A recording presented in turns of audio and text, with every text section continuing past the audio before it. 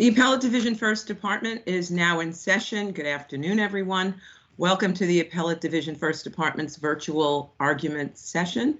I'm going to begin by calling the calendar, so please listen carefully. People versus Jose Castillo is submitted.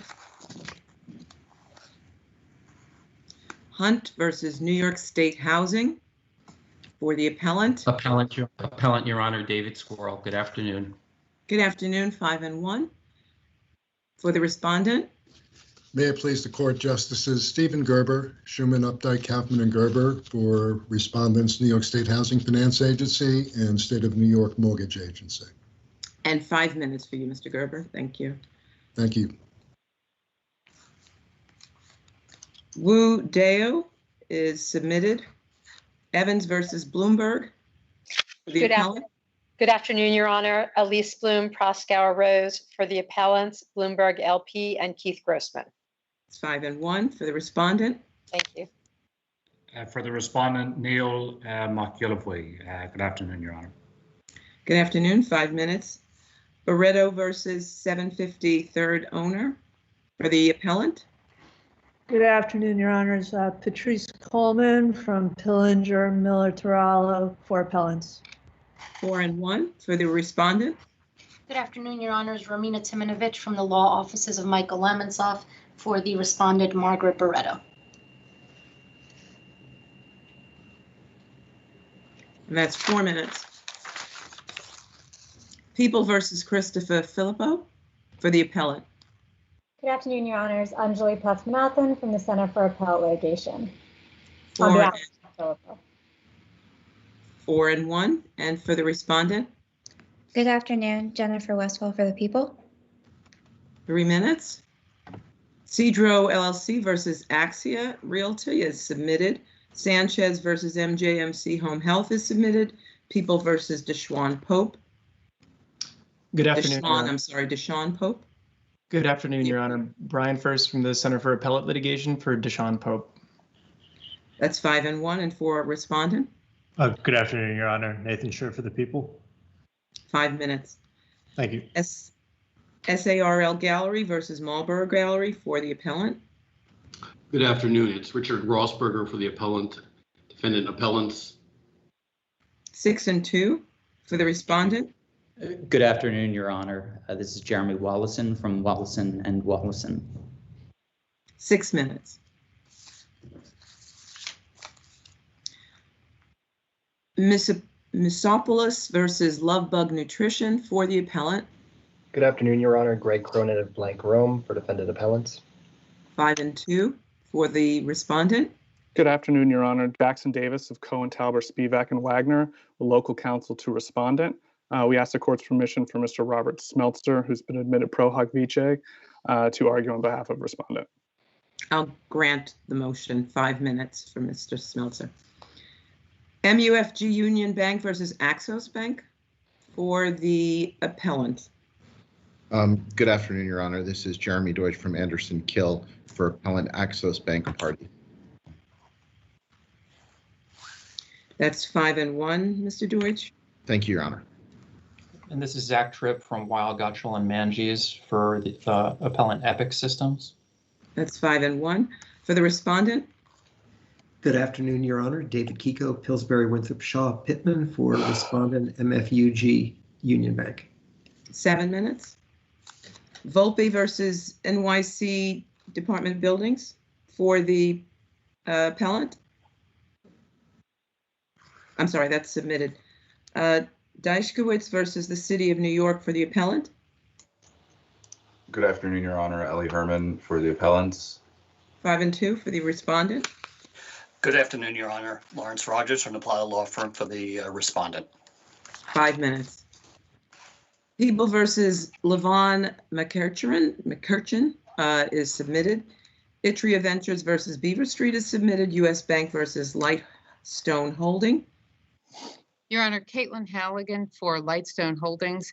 This morning, Lightstone and U.S. Bank filed a stipulation withdrawing its appeal. The cross appeal remains and discontinuing it. We called the clerk's office right away to notify them, but I'm not sure that the stipulation has been so ordered yet.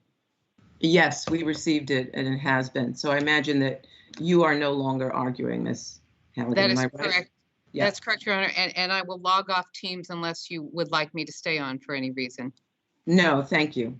Thank you, Your Honor. Log off. Thank you. So that would mean that Mr. Cross, is Mr. Cross on? Yes, I am, Your Honor. Can you see me? You now are the appellant. That's correct. From Okay. Venable for the appellant, and I'm here. Okay, so I've obviously reduced the time to 5 and 2, but I'll iron that out when I actually call the case. And for the respondents? Good afternoon, Your Honor. Elizabeth Carbone from Coleshots. I'll be arguing on behalf of Ashford Hospitality Finance LP, Line Trust Corporation LTD, and Deuce Properties Ltd. However, counsel for Line Trust and Deuce is listening in and can call in if necessary. Okay, only one person will argue. So if it's going to be you, it's you for the duration, okay? That's 4 minutes. Yes. Okay, and the other respondent? Good afternoon. This is Adam Hunt from Morrison and Forster for Wells Fargo as the successor in interest to Wachovia. Okay, that's 2 minutes. Did you submit, was your brief submitted? Did you? Yes, we filed a short brief largely joining with Ms. Carbone's clients. Right, so there's no argument time on that if the brief was for submission, okay? Okay. The other appellant, the other respondent, I'm sorry. Was there another? Anthony on behalf of Cadwalader. And 4 minutes. So Thank that's you. 5 and 2, 4 and 4. And we'll revisit that when the case is called. By the way, Justice Singh is recused, so Justice Mendez is going to be vouched in, and we're going to call the case last to avoid any sort of issues, technical issues. Dixon versus Dixon for the appellant. For the appellant, Arnold D. Joseph, Your Honor. 5 and 2 for the respondent. How many for the respondent, Your Honor? I said respondent. Respondent has not given his notice of appearance yet, so I just... Yes. Julius Dixon here, Your Honor. Thank you. 5 minutes. Mora versus McCain Holdings is submitted. Velasquez versus Consolidated Edison is submitted.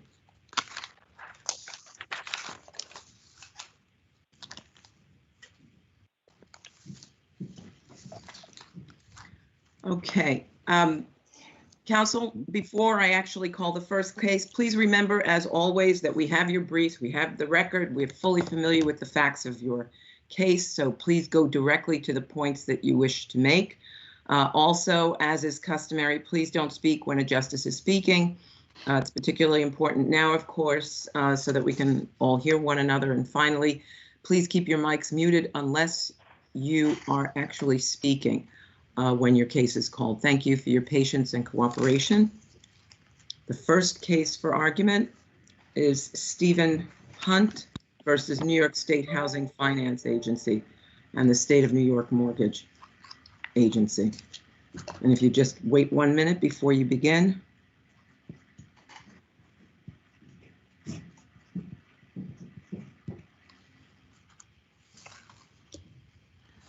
Okay, why don't you begin?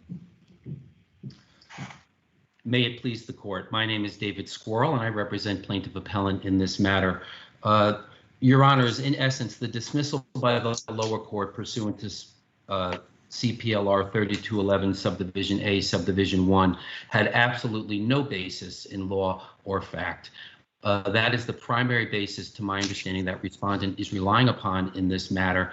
That documentary evidence was submitted that disproved, or pardon me, that absolutely proved one of the defenses, and that just did not happen in the lower court.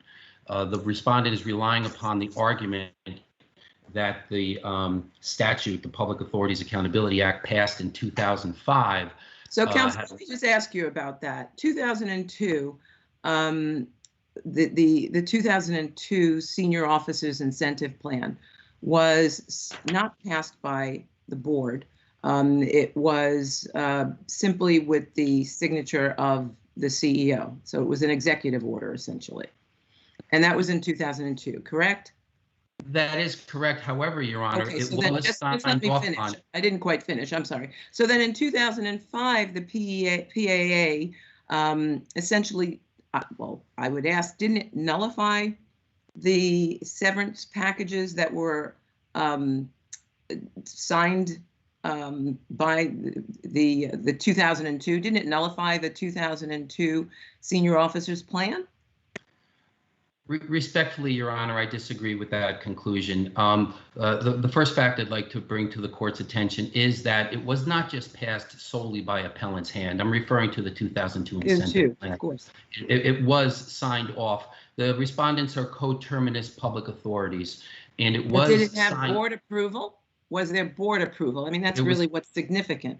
The board approval, am I right? The record does not reflect that there was board approval, but I submit that the record does reflect that the chair people of each board approved the 2002 incentive plan. And so by doing that, that disproves any argument on behalf of respondent that somehow this was self-dealing. This 2002 incentive Counsel, this is Judge Sting. I really don't understand that argument. There's a statute passed in 2005 because there's a concern of how public authorities are dealing with internal compensation policies. Why shouldn't we look to the 2005 statute to make a determination, irrespective of what what happened in 2002, whether the 2005 voids the 2002 policy? Well, 2 points, Your Honor. First of all, there are hundreds of public authorities in New York State, and if the 2005 PAAA immediately, that statute did not just address my clients. It didn't just address your clients, but it spoke about, I mean, wasn't the entire policy to avoid these kinds of compensation packages where there's the severance package? I mean, isn't that what was even specifically mentioned by the state comptroller's report, which referred to the 2005 act? It arguably was designed to address those types of compensation packages. However, under these facts, Your Honor, neither the respondent nor the appellant acted as if that statute immediately nullified all compensation packages. And if that argument is to be accepted, then each and every compensation package, not only severance, salary, anything else that would come within a compensation package, was immediately nullified with the passage of that statute. And if that's the case, then the facts don't reflect that the respondents acted. So in response to that statute, I think that the agency formed a governance committee. The governance committee was to review all various packages. The other kinds of compensation packages, I believe, were approved by the full board. So I think that's the difference between, it's those that are have the approval of the full board versus the compensation package here, which was just signed by the executives that headed the agency. Wasn't that specifically what the act was trying to avoid? So it's not fair for you to say, or not a fair statement, it seems, to say that all kinds of compensation packages were null and void, because if they had the approval of the board, then they weren't. I agree, Your Honor, but those that did not have the board approval, and there was no evidence in the lower court as to how many of these types of compensation packages existed. Plus, there's other aspects to this claim because the respondents acted as if that statute did not retroactively nullify. There was a draft settlement agreement prepared by the respondent, where that settlement agreement says, in reliance upon the 2002 plan. So if they're relying upon a plan as a whereas clause in the settlement agreement, I respectfully submit that my client is allowed to rely upon that as if that statute was still viewed as, as if that incentive plan was still viewed as being viable on the part of respondents. Plus, counsel, this is Justice Kennedy, and actually there were 4 drafts of the settlement agreement. And I'm not sure how you can really argue reliance, because in the last draft, the 2002 plan wasn't even mentioned. And we're talking about 6 months severance, which was certainly less than the 12 months set forth in the 2002 plan. Your Honor, I submit that my client was forced to negotiate at that point in time when the public authorities, when the respondents took that action.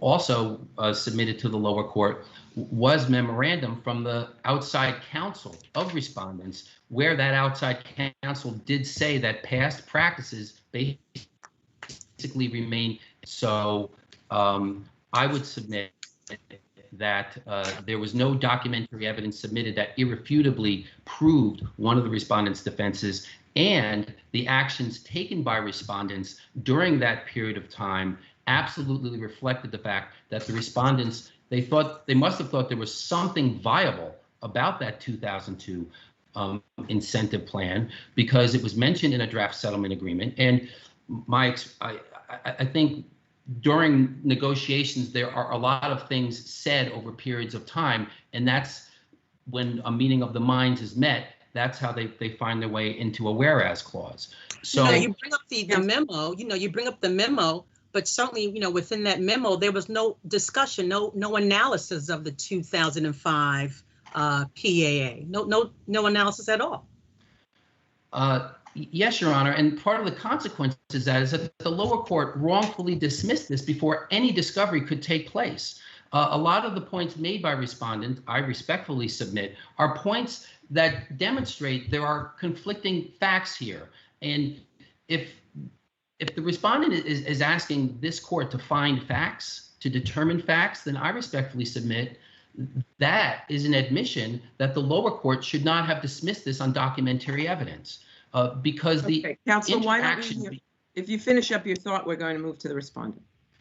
My thought was finished, Your Honor. Thank you very much. Okay, good. Respondent, Mr. Gerber. May it please the court. I'm going to try and not only address the questions that the court just posed, which I think were clearly relevant.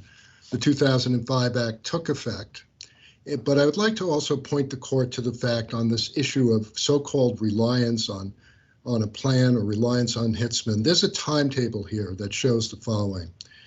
The 2005 PAA Act takes effect. It says, quote, board members of authorities shall, quote, establish policies for the payment of salary, compensation.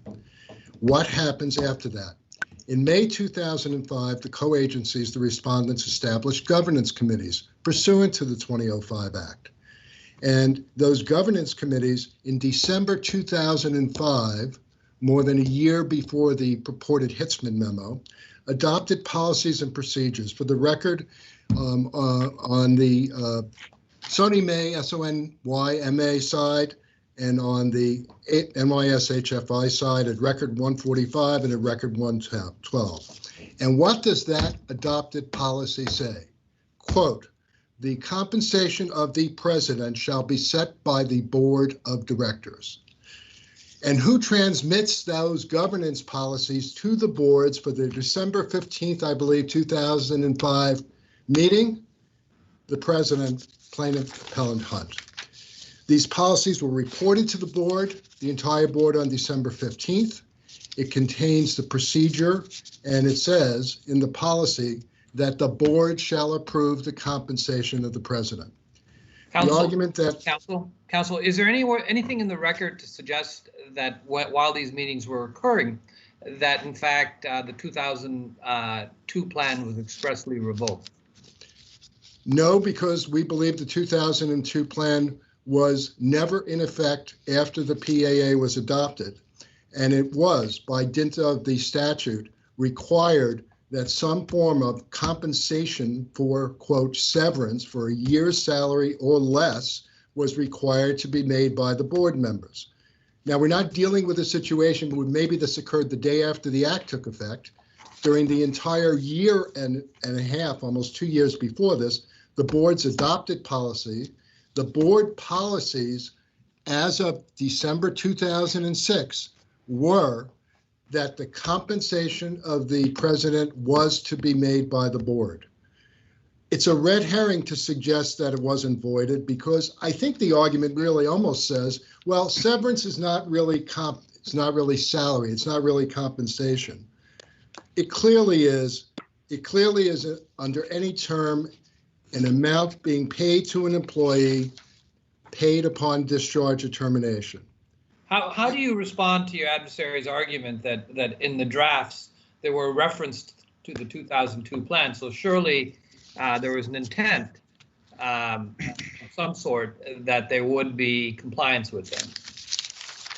I think that the fact of a reference in a draft by the same lawyer, I believe, who wrote a memorandum talking about the process and never once mentioned the 2005 PAA speaks volumes. The fact that it was in a draft is of no moment. It may be that Mr. Hunt was saying it exists and they were saying it doesn't. It doesn't really, is of no moment what is in that draft at that point in time. Just as it's really of no moment what Mr. Hitzman thinks for the legal question of whether the 2005 Act, together with the governance committee's policies adopted for board approval of compensation, were both in effect well before the exchange of the settlement agreement. Any further questions from the bench? Okay, thank you, counsel. Thank you. Sorry, Your Honor. Yes, I was just going to call on you, so go ahead. Thank you very much. Just in terms of brief rebuttal, the Hitzman memo, I believe, the record will speak for itself, was referred to by my adversary as purported. It's not purported. It occurred. It represents legal advice by their attorneys that their prior practices remained 100% in effect. Also, I don't think there's anything in the record indicating that the boards immediately decided to vote on salary in terms of my client. I don't believe there's anything in the record indicating that. In the absence of board action, I submit the absence of board action on my client's compensation, my client's salary after the passage of the 2005 PAAA is indicative of the fact that respondents during that period of time did not act as if that statute immediately nullified, and that those are the terms that are being used by in this matter, nullified all aspects of compensation. Counsel, I'm sorry to interrupt you. Is it your position that the 2002 compensation package is compliant with the 2005 law? It doesn't appear to be compliant, Your Honor, because it's not compliant. If you're conceding that, isn't nullify the correct word? That if it doesn't comply with it, isn't there a requirement that be addressed by the governing committees of the various public authorities, and that's what occurred here?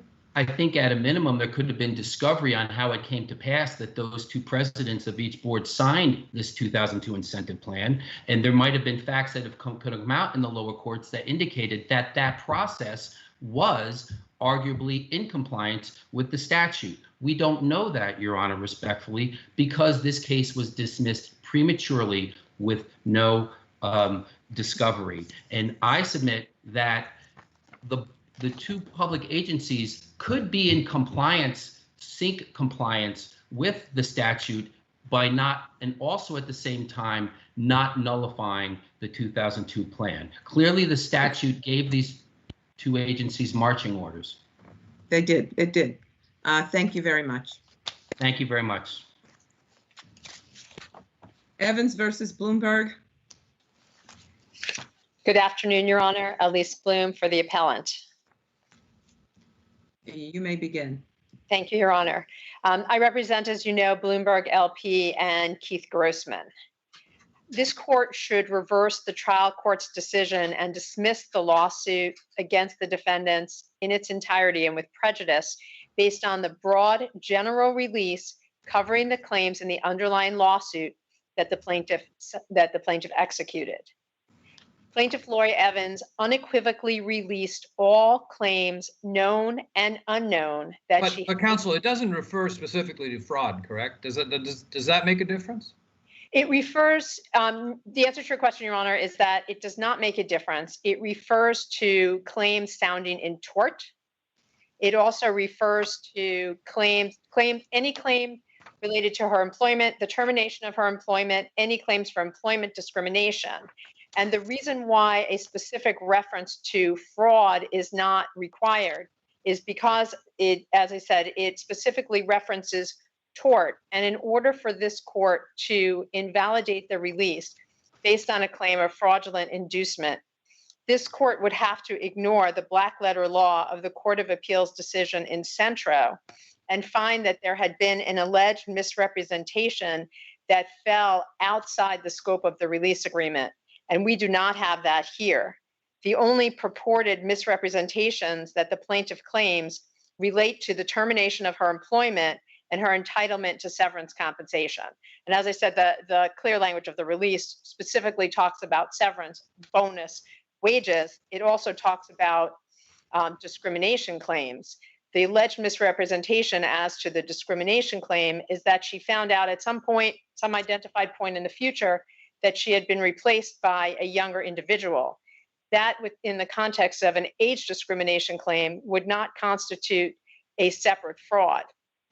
This court, and under Centro, that's the end of the inquiry.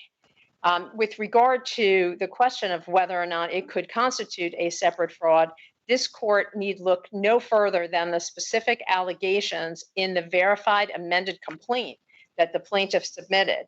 And with regard to the complaint, the plaintiff, in her rendition of the facts in paragraph 79 through 85, speaks about how during the course of her employment, the defendant instituted a plan which resulted in the termination of women over the age of 40 and the replacement of those individuals with younger employees. And she specifically makes that allegation in paragraph 84, and then she goes on to claim that that she actually complained about that to her supervisor prior to her termination.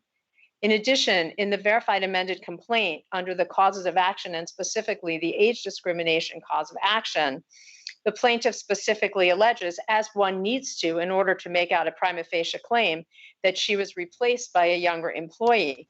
Therefore, Ms. Bloom, how does it come into your analysis or play into your analysis that she also is claiming a fraudulent inducement claim based on the fact that there was allegedly a false misrepresentation made that she was terminated from her position due to a strategic restructuring of the company, that they were getting rid of her position, or at least part of her branch of the company, which was what she alleged she was told. Is that also covered? Yes, yes, and I think that is answered both in the Court of Appeals case, in the Court of Appeals decision in Centro, as well as the Seventh Circuit decision in Yassan, which we cite in our brief, which applied New York law. And the key is, with regard to that alleged misrepresentation, the law is under Centro, you can waive known and unknown claims. You can waive known and unknown fraud claims. You can waive known and unknown discrimination claims. The fact that she might be replaced by a younger employee is inextricably intertwined with her age discrimination claim and does not form the basis for some kind of a separate fraud. Whether or not she was ultimately replaced by a younger individual might go simply to the value of her claim, but that then takes us back to Centro, because in Centro, the Court of Appeals was very clear: when you have a broad general release like you have in this case, which covers known and unknown claims and is very specific to include tort claims and discrimination claims, you need to find something that falls outside, that would constitute a separate fraud. And in an alleged statement, or that the plaintiff was subsequently replaced by somebody younger, would not fall outside, would not constitute a separate fraud. What would constitute a separate fraud that would, for instance, I'm just trying to figure that out. Yes, so I'm glad you asked me that question, because I think in the employment context, it's very difficult to find an alleged misrepresentation, which would constitute a separate fraud, because remember, for most discrimination cases, absent direct evidence of discrimination, the plaintiff needs to show that something more favorable happened to somebody outside the protected category. So that is inextricably intertwined with the prima facie case. And in most employment discrimination cases where there's a release, the employer is making no representations. They're just paying the money. The employee is giving a general release. I could come up with two possible examples in the employment context. One possible example could be in a situation where an employee is providing a general release and asks the employer to make representations about the fact that the employer has no known claims against the employee. So the sort of like a mutual release. And in that instance, if the employer says we have no claims, and then it turns out down the road that the employer had other claims against the employee, I think that would constitute a fraud that fell outside the scope of the. How about if the fraud occurred after the separation agreement? If there was a claim for fraud, that wouldn't be covered, correct? I think it depends on what the allegation is, because in this case, the allegation is that she learned after the fact that she was replaced by a younger employee. Regardless of whether that's true or not true, that is inextricably intertwined to the claim that she agreed to release within the settlement agreement. She was releasing an age discrimination claim. Part of an age discrimination claim involves the possibility that you may be replaced by somebody younger. And clearly, if you go back to her amended complaint, you see that that was something that she was aware of, because she claimed it had been going on in the company before her termination. It's certainly something that she alleges in connection with her age claims. So the fact that she might learn that subsequent to her having executed the release, that's something that she takes into consideration in determining whether to sign the release. And look, in this particular case, you have a plaintiff who— If you could just wrap up your thought there. I'm sorry, the plaintiff negotiated certain terms of the agreement. She was given 45 days to consider it, 7 days to revoke it. And, she waited until almost 3 years later. So thank you, Counsel. Thank you, Your Honor. For the respondent? Yes, may it please the court, Neil McElvey on behalf of respondent here. Your Honor, Counsel, why don't we start where Ms. Bloom left off? You have a really broad release here where the plaintiff was given 45 days to consider it, recommended that she obtain an attorney to review it, had 7 days to revoke it, took 3 years. What is left here with a release like plaintiff had? Well, Your Honor, and I think the key here are those particular provisions, because they are taken from the ADEA. So obviously under the Federal Age Discrimination Employment Act, a waiver of rights thereunder has to meet certain requirements. So the 7-day revocation period is one, the 45-day period within which to consider it is another. And a third one is that the release or the releasee cannot release claims that arise after the date it's signed. Oh, in this instance, how do the claims arise after the date? There are allegations that she knew about the age discrimination before that. It's all conduct that occurred before. I understand you're saying that she discovered it some years later, but aren't the actions prior to the time the settlement agreement was signed? Well, the claim arises, in fact, on the date she signed it. A fraudulent inducement claim arises at the time the agreement that was fraudulently induced was entered into. And the key here is, yes, it is a broad release, but nonetheless, that is not, to quote Ms. Bloom, the end of the inquiry. You still have to examine the language. And if you compare the language in this release with the language of the release in the Assang case, which is the Seventh Circuit case, what it says is that it does not include, this is the Assang case, that release, it doesn't include claims that arise after signing.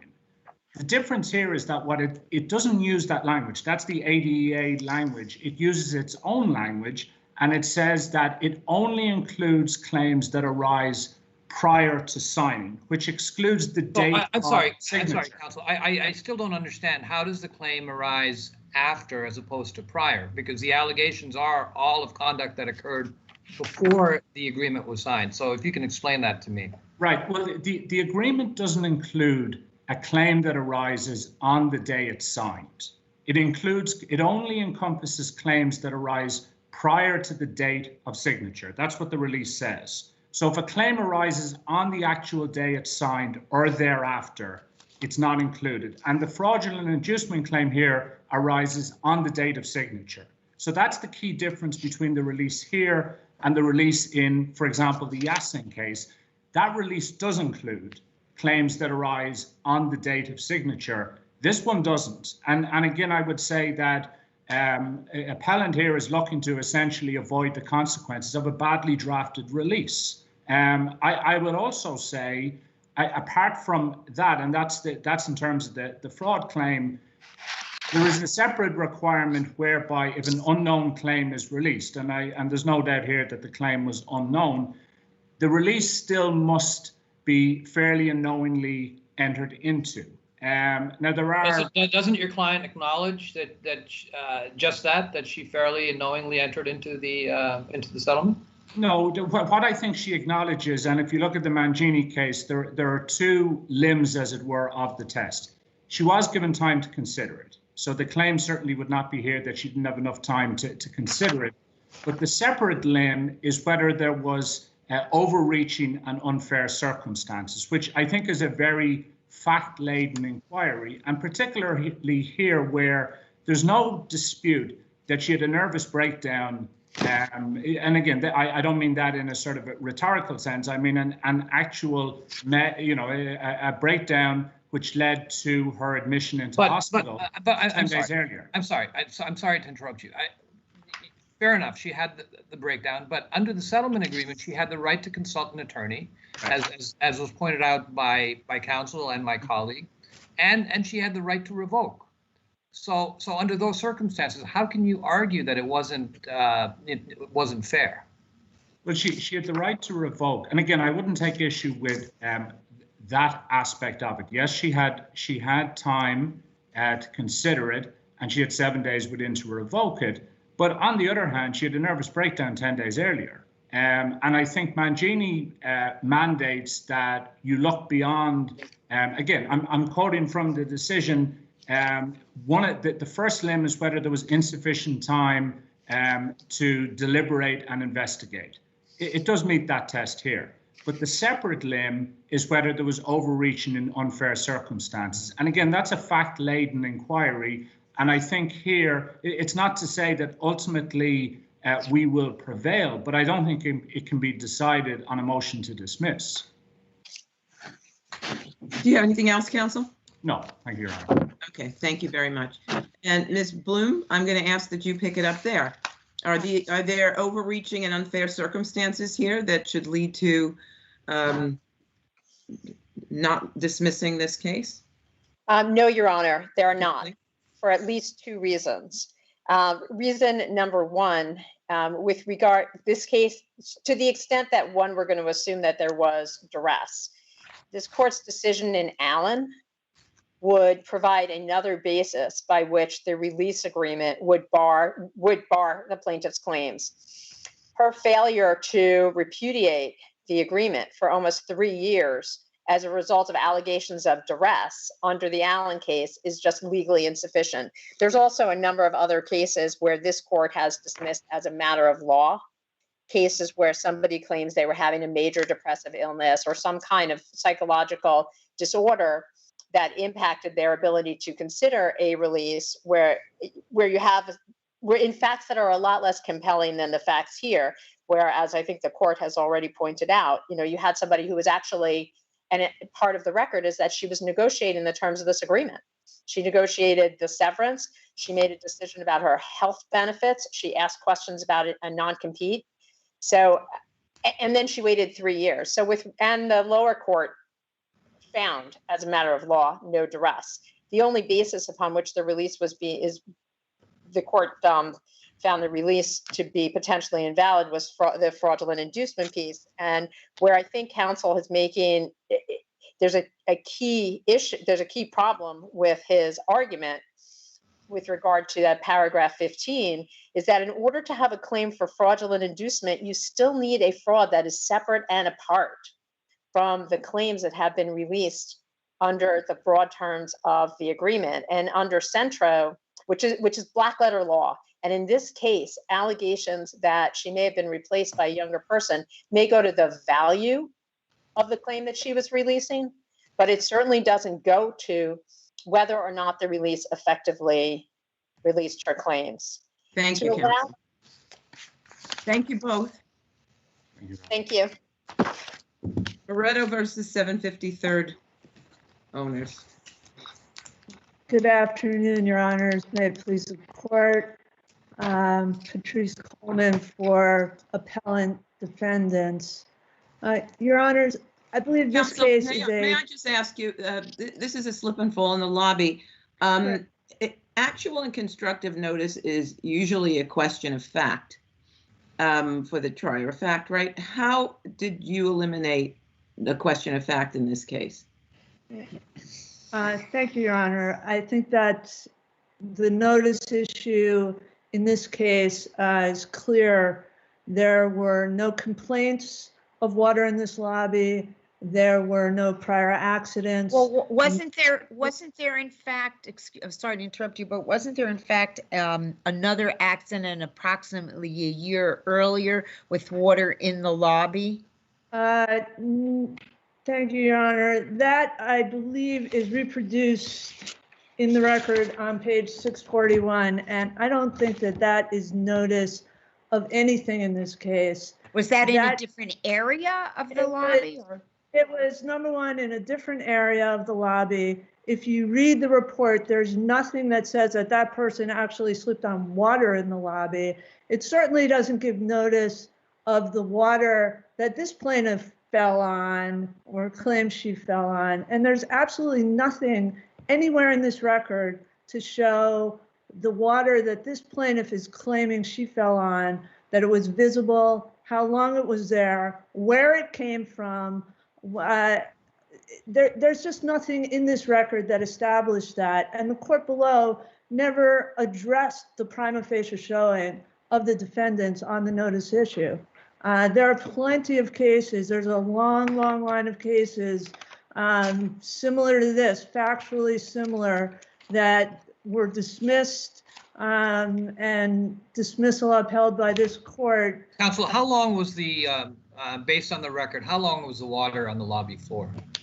I mean, Your Honor, I have no idea based on this record. Nobody saw this water, including this plaintiff. Well, but didn't I'm sorry, didn't the plaintiff testify that it started raining about 5 minutes before she got back into the lobby? She testified that she... So isn't it 5 minutes? I mean, am I wrong about that? Is it 5 minutes? Our position is that at best it was 5 minutes, but the plaintiff argues that it could have been longer because she doesn't know when it started raining. She was in a restaurant having lunch. She walked back 5 minutes or so from 2 blocks away. She herself was wet. I mean, that water could have come from the plaintiff herself and her clothes, or somebody who dropped a cup of water. And there's just nothing in this record to establish where this water came from. This is not a case where it had been downpouring all day long, and the record showed that there was, an inch and a half of water in the lobby, as was the case in the Rios case. Well, wasn't there a testimony that, according to the building incident report for this accident, that there were rain mats deployed and a wet floor sign, so they must have at least had enough time to say, oh yes, it's raining, we better put out our rain stuff in the lobby to warn people? Well, Your Honor, there were mats and a cone in the floor, but as this court has repeatedly held, those mats were put out. They weren't put out in response to a particular notice of a particular condition. They were put out as preventative measure for inclement weather, as is done in buildings all over the city of New York. And this court has held repeatedly that that in itself cannot establish notice. The fact that a mat was put down and a cone put out as part of the building's procedure as a preventative measure in inclement weather. And that's what was done here. There's no showing that that was put down in response to an issue of water, this particular issue that this particular plaintiff is claiming she fell on. Okay, let's hear from the respondent. Good afternoon, Romina Simonovich for the respondent. So, counsel, your client is arguing that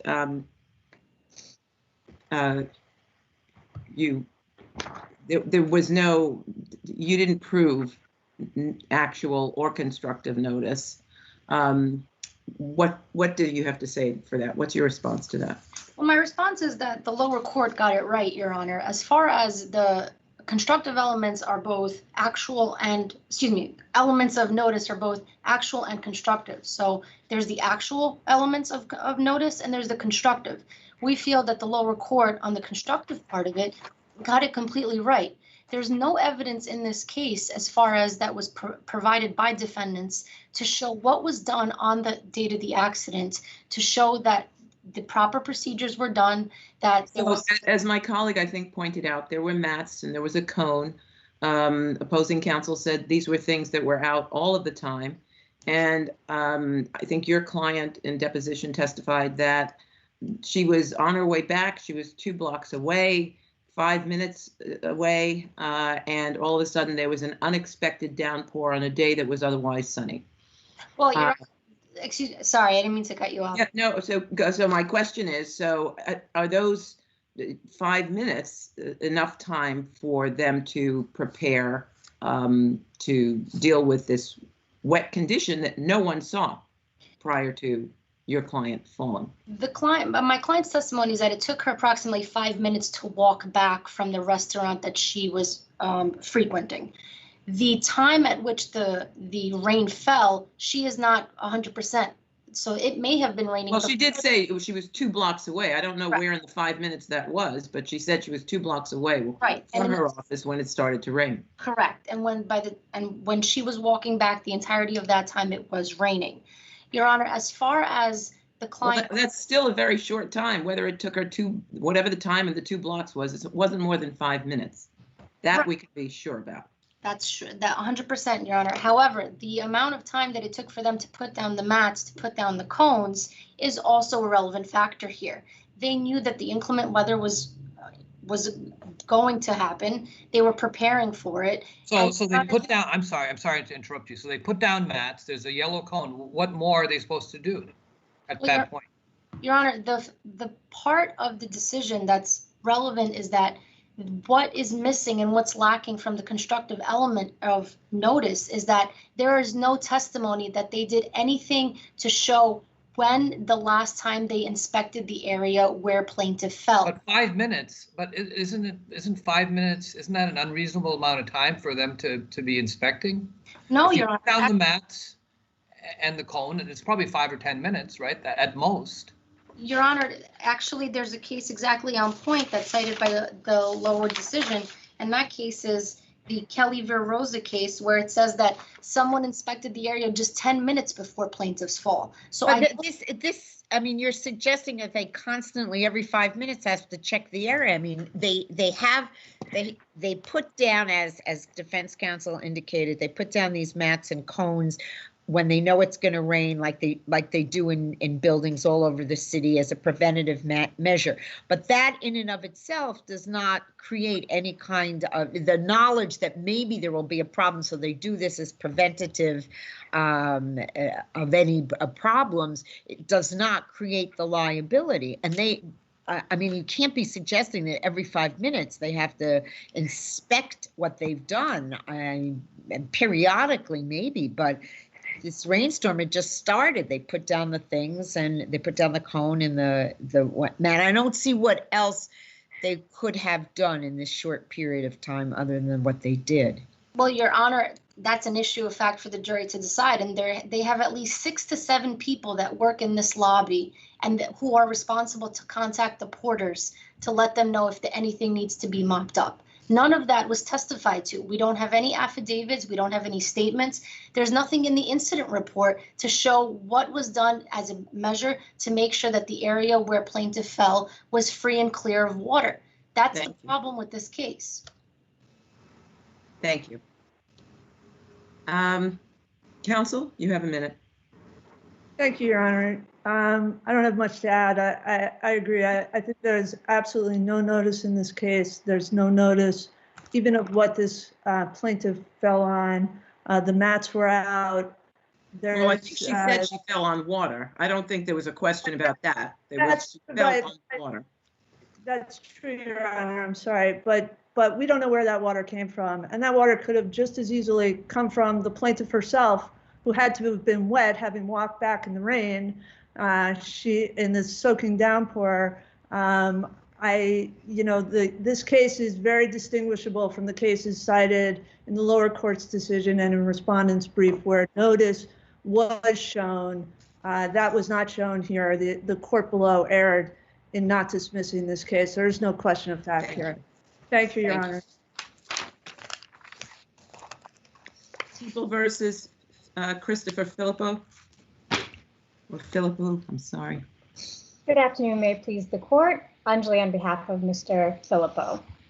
Mr. Filippo in this case pled guilty to attempted robbery in the first degree and was sentenced to 4 years in prison with 5 years of post-release supervision. Respectfully, we now ask this court to reduce his sentence to 3.5 years in prison with 2.5 years of PRS in the interest of justice. Mr. Filippo's circumstances truly call for the mercy and the interest of justice jurisdiction of this court. As the record shows, when he was just 16 years old, Mr. Filippo first began exhibiting signs of serious mental illness and began to hear voices. His deteriorating mental health and mental illness led him to attempt suicide by the time he was 17. Around the same time, his mother, who was a single mother who was his sole caretaker, was diagnosed with cancer, and she unfortunately lost her battle with cancer in 2017, soon after which Mr. Filippo was arrested in January of 2018 on this case, during a time when his mental health was becoming increasingly debilitating. Now, even prior to that arrest in January 2018, didn't this defendant have some juvenile and youth offender contacts with the justice system? Even before his mother passed and whatever? Yes, Your Honor, but if you look at his PRS, his pre-sentence report, the contacts he had when he was a child were from 2012 to 2014, which is roughly around the time he was born in 1997.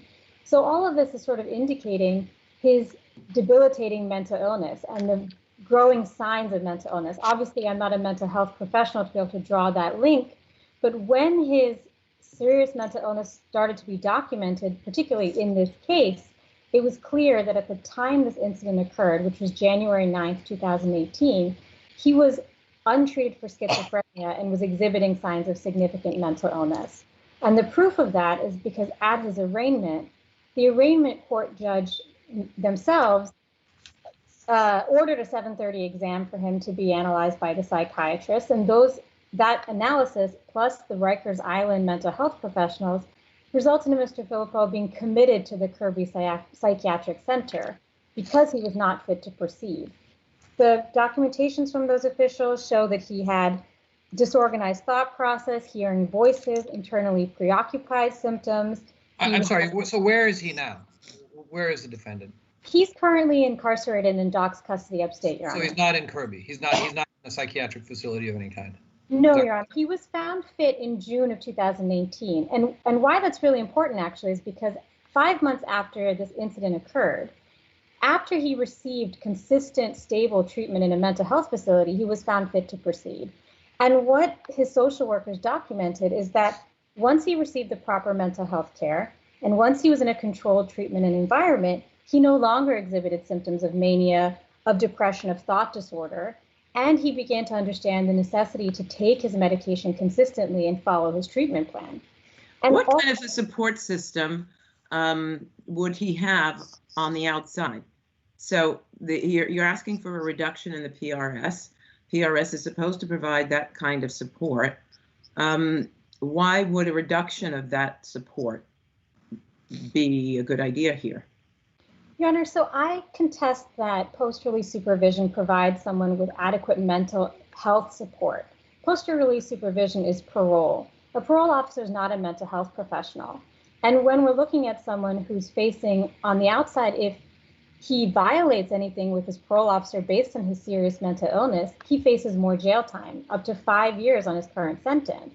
Is the Department of Parole or the provisions of PRS responsible for providing any other support services beyond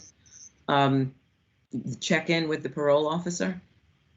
I can't speak, Your Honor, to how much the Department of Probation and Parole the DOC system understands and provides mental health treatment to its parolees.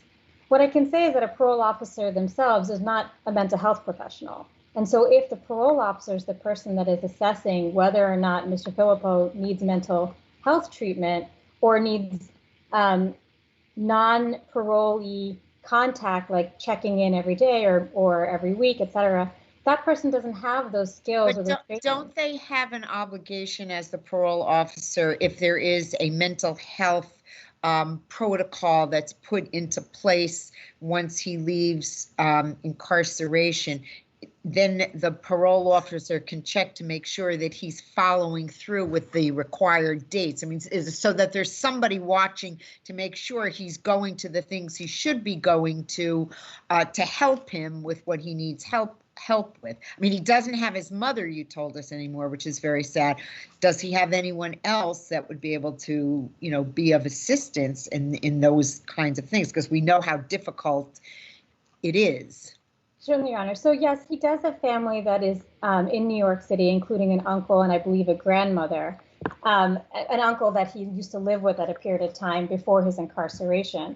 What I'll say is, with regards to the parole officer being a person that Mr. Filippo could check in with, should Mr. Filippo not succeed in those tasks that the parole officer assigns him, he goes back to prison. And my overall point here is that people who are suffering from serious mental illness should not be treated with imprisonment or the threat of imprisonment. Here, when we look at the facts of this case, the fact that the offense itself arose out of a time when he was suffering from a mental health crisis, but also the fact that there were no injuries alleged in this case. There's really very little details about the facts of the attempted robbery. It's his first felony conviction. It's his only adult conviction. He was 20 years old at the time. Nothing about those facts on the record suggests that he should be sentenced to anything more than the minimum sentence, which is the 3.5 years and the 2.5 years of post-release supervision. And Finish up your thought. No, that's fine. Thank you, Your Honor. Ms. Westphal? Good afternoon. May it please the court, Jennifer Westphal for the people. Pursuant to a fairly negotiated plea agreement, defendant was sentenced to an objectively lenient sentence for robbing an unsuspecting person of his phone at knife point.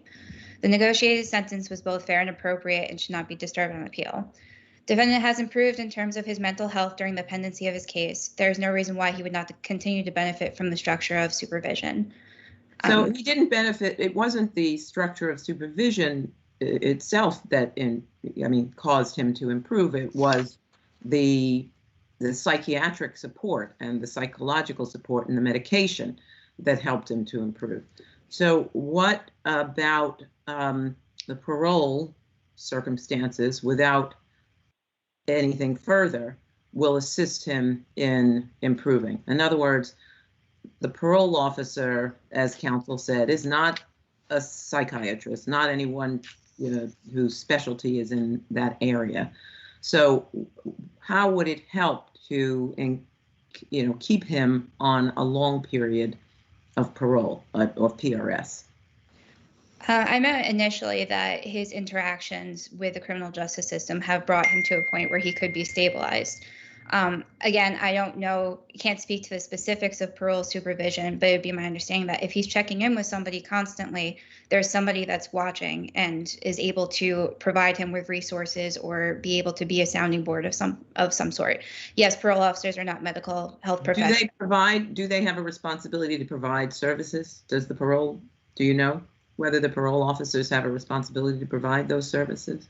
I believe, or access to those sources, I believed so. I could be wrong, but I could follow up with the court if you would like. If there are no other questions, I'm sorry. Is that it? Yes, if there are no other questions, I respectfully request that you affirm. Thank you. Thank you. Ms. Pathmanathan? Yes, Your Honor. I'll respond by just saying that anecdotally, I've never seen my clients who are on post-release supervision having some sort of holistic support from their parole officer. That is not actually the role of the parole officer. It's not the role of the Department of Corrections and Community Supervision. Our office, as my colleagues have argued to your honors before, does have a reentry program. It's dedicated a social worker to that work to allow people like Mr. Filippo connection back into reentering into society, getting connected to whatever social benefits, in his case, mental health services that he could need. We do offer that service. And part of why we do that is because a lot of our clients, most of our clients, are being released on post-release supervision, and they don't get those services. They aren't guided, or their hands aren't held through the process of reentering society. And that is why a parole officer or post-release supervision isn't the solution to dealing with someone like Mr. Filippo, who does suffer from serious mental illness. That's the reality of the fact. 2.5 years of post-release supervision, 3.5 years of incarceration, that is more than sufficient for this particular case, for his particular circumstances. And I ask Your Honor to exercise your discretion and reduce his sentence. And if I just may plug also for the waiver and the remittal of his $375 worth of fines. That was consented to by the people in this case. Is that correct? Yes, Your Honor. Okay. Thank you very much, Ron. Thank you. Thank you both. People versus Deshaun Pope. Good afternoon, Your Honors. Brian first for Deshaun Pope. May it please the court. Mr. Pope's motion to suppress should have been granted in accordance with Florida VJL. The only reliable account of what the informant told the officers was that he only thought that the man on the bridge, or one of the two men on the bridge, had a gun. And because jail requires a reliable basis of knowledge as to criminality and not just be reliable in its tendency Counsel, this is Justice Kennedy. I'm not sure how the Florida jail case is even applicable because the tip there was given over the phone. So certainly there's a question about reliability. Here we have a face-to-face encounter where the police can, appropriately assess the reliability.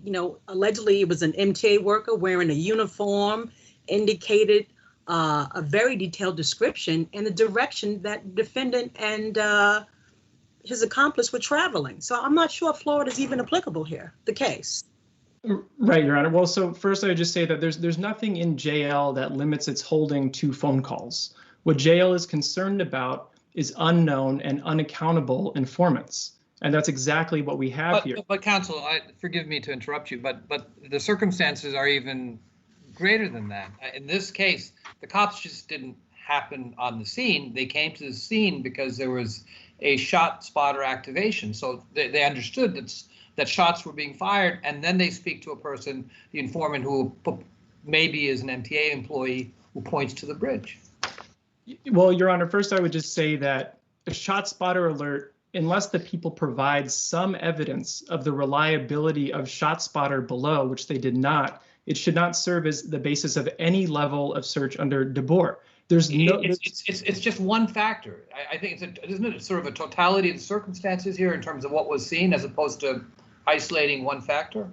Certainly, it is a totality of certain. But I'm just replying to that factor specifically. Is that the ShotSpotter alert here should, unless and until the people are providing some evidence of the reliability of ShotSpotter, it should not serve as any basis for justification for search under DeBoer.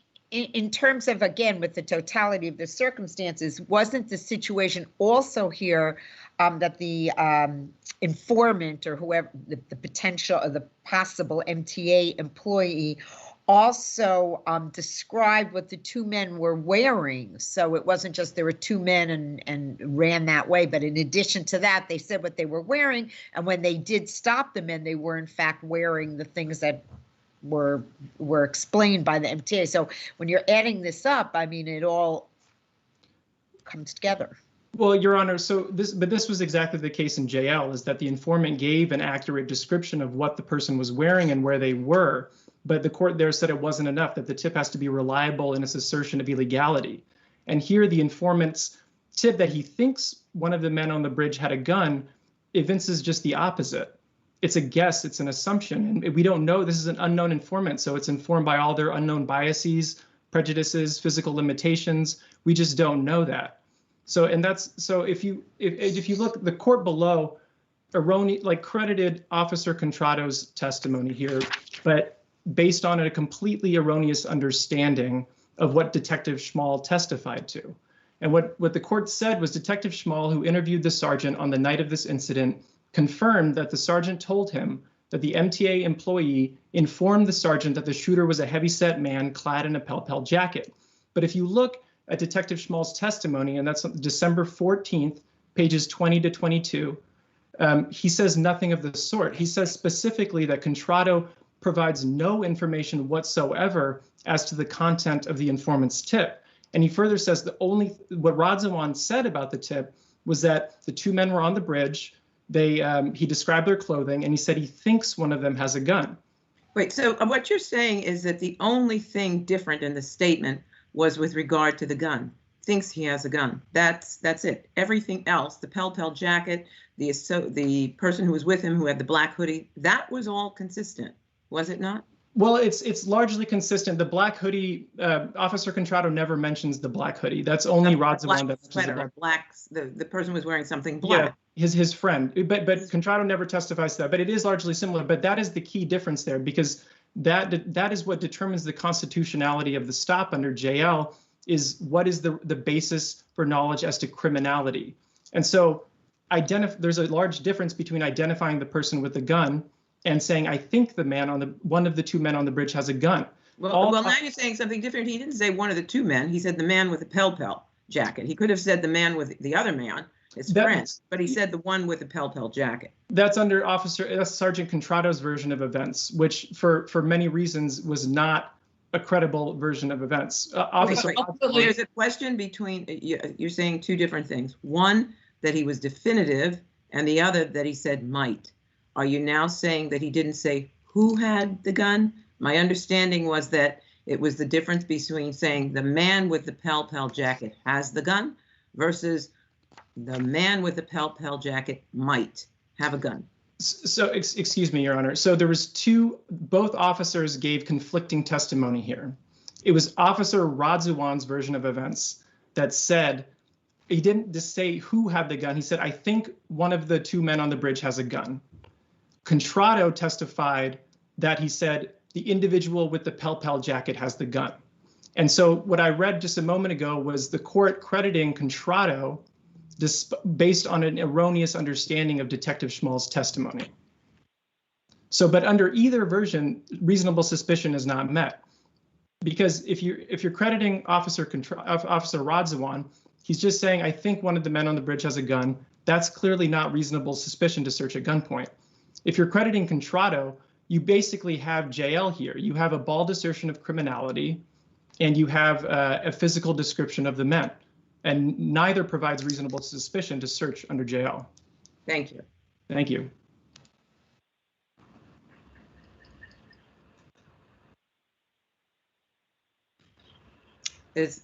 Yes. Sorry. Good afternoon. Nathan Scher for the people. May it please the court. Your Honors, the hearing court here properly denied defendant's suppression motion.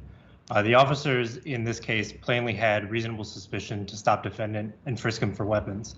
As many of your, unlike the case where there's a telephone call, these officers had the opportunity to question the MTA officer, which by all, testimony, he was wearing his uniform and standing in front of the MTA building or near it.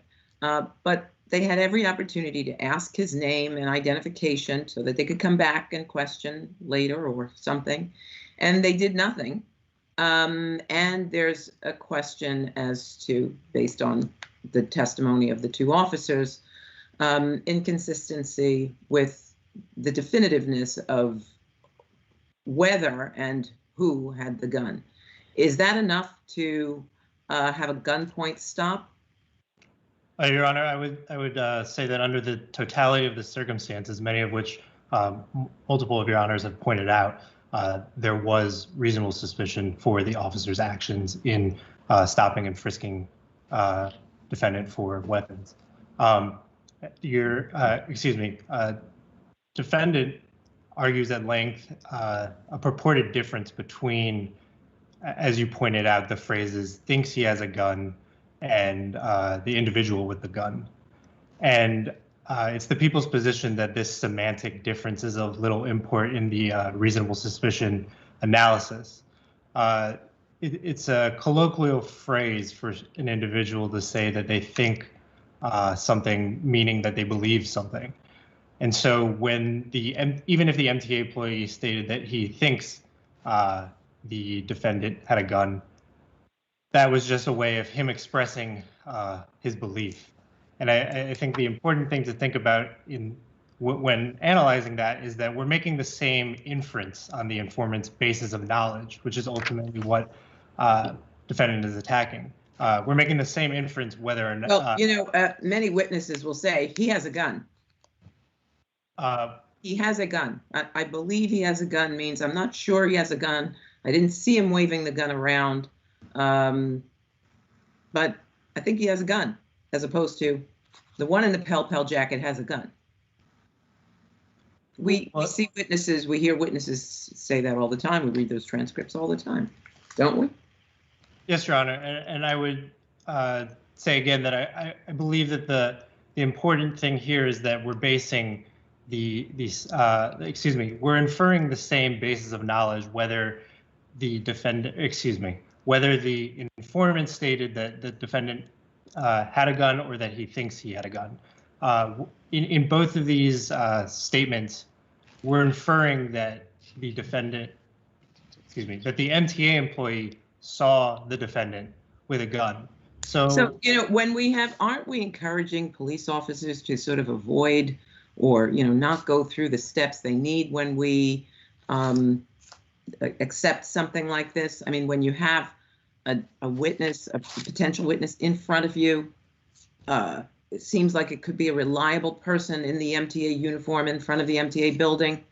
Isn't that the time when you ask, well, how do you know? Why do you think he had a gun? I mean, it would take about 30 more seconds, maybe 15. What's your name? Why do you think he had a gun? Did you see him with the gun? I mean, it's not that much more time, is it, before you pull a gun on somebody to stop them? Well, Your Honor, I would say that a reasonable basis. Yeah. Excuse me, sorry. I was just asking you if there was a reasonable probability under that, for that basis, for them to use the gun in stopping. I would respond saying that while that may be a better practice for police officers, it was the testimony here was that the exigency of the circumstances with an individual, possibly two, with a live firearm that had just fired multiple gunshots on the bridge. As the officers testified, the exigency of the circumstances had them immediately go to the 145th Street Bridge and find the two individuals, the only two individuals on the bridge, matching the exact description of that the MTA employee provided. And so, and it wasn't as if the officers made no efforts at any point either. They did testify that they returned to the scene and were unable to locate the MTA employee later. Thank you. Did you have something? Yeah, thank you.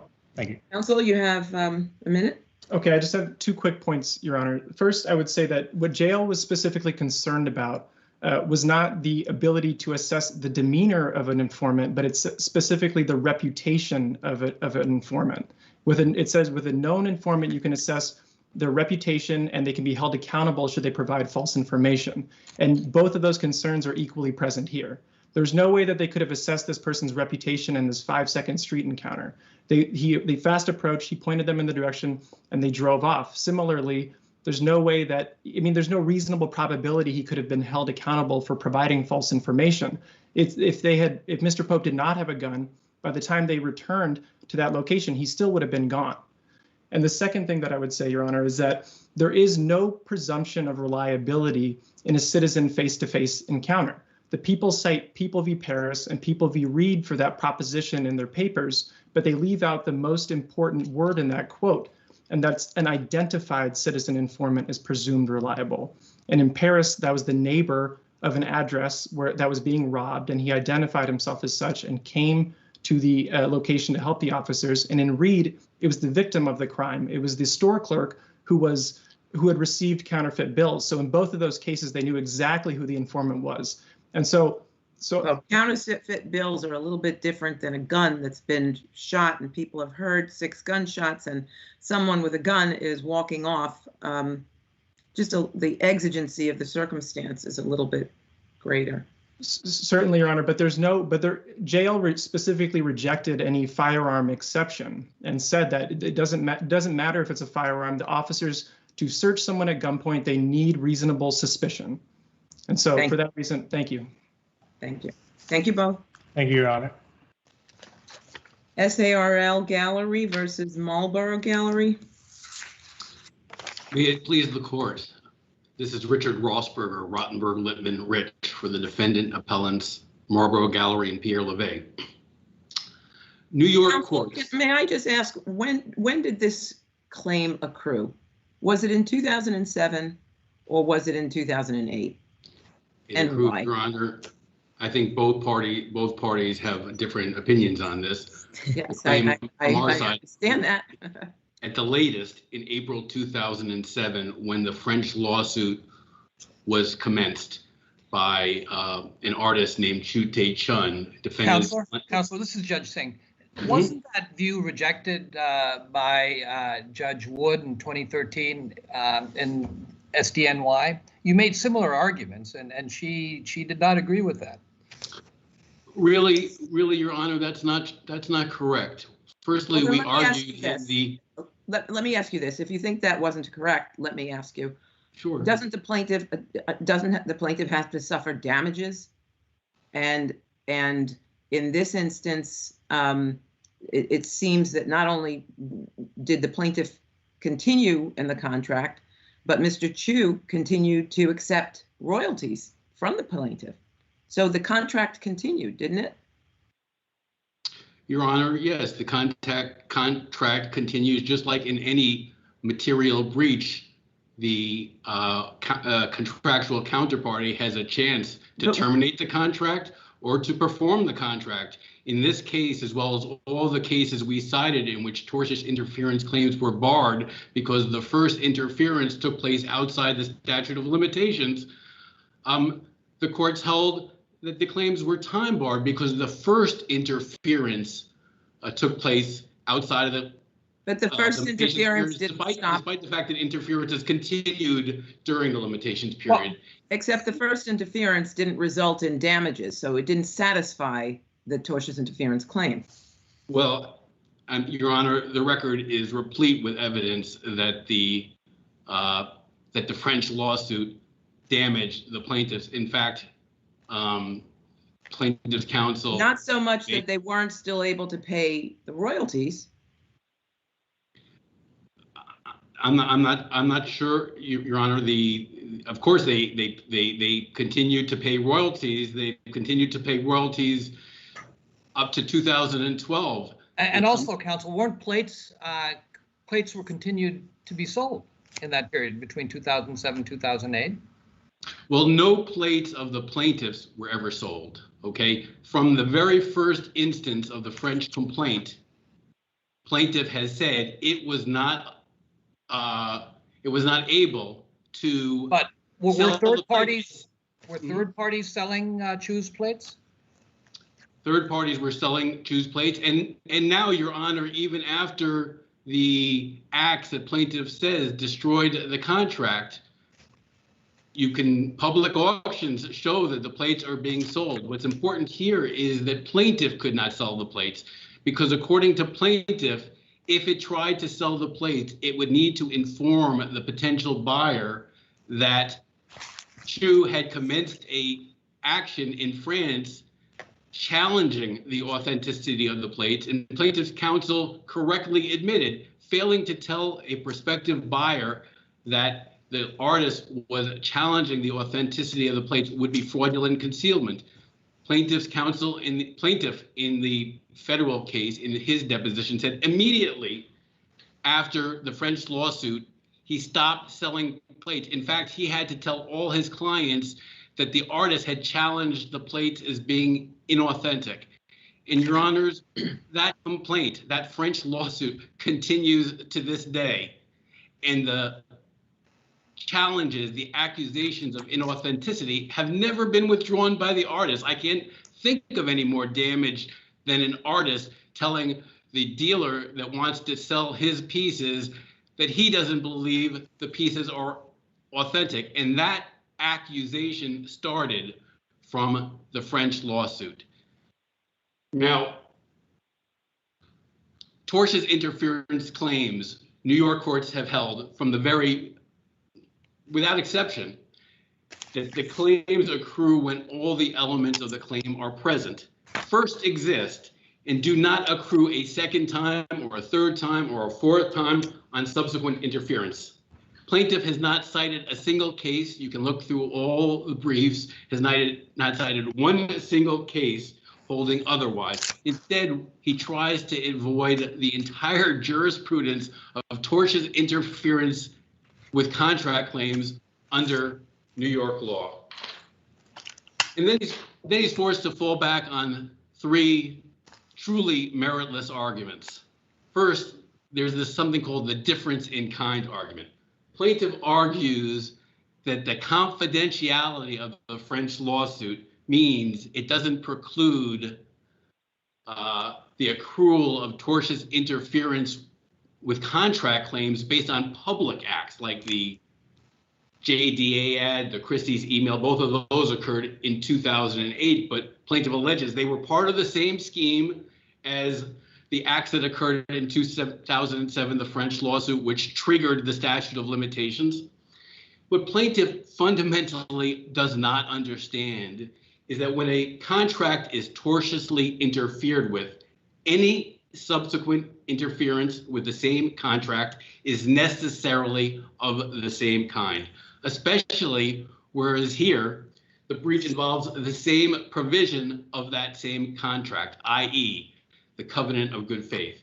And therefore, it makes no matter whatsoever where or why or how the alleged interferer induces the breach. So in other words, counsel, if the damages weren't ascertainable until 2008, you're saying that that's absolutely irrelevant to our analysis and we should still look to the 2007 acts?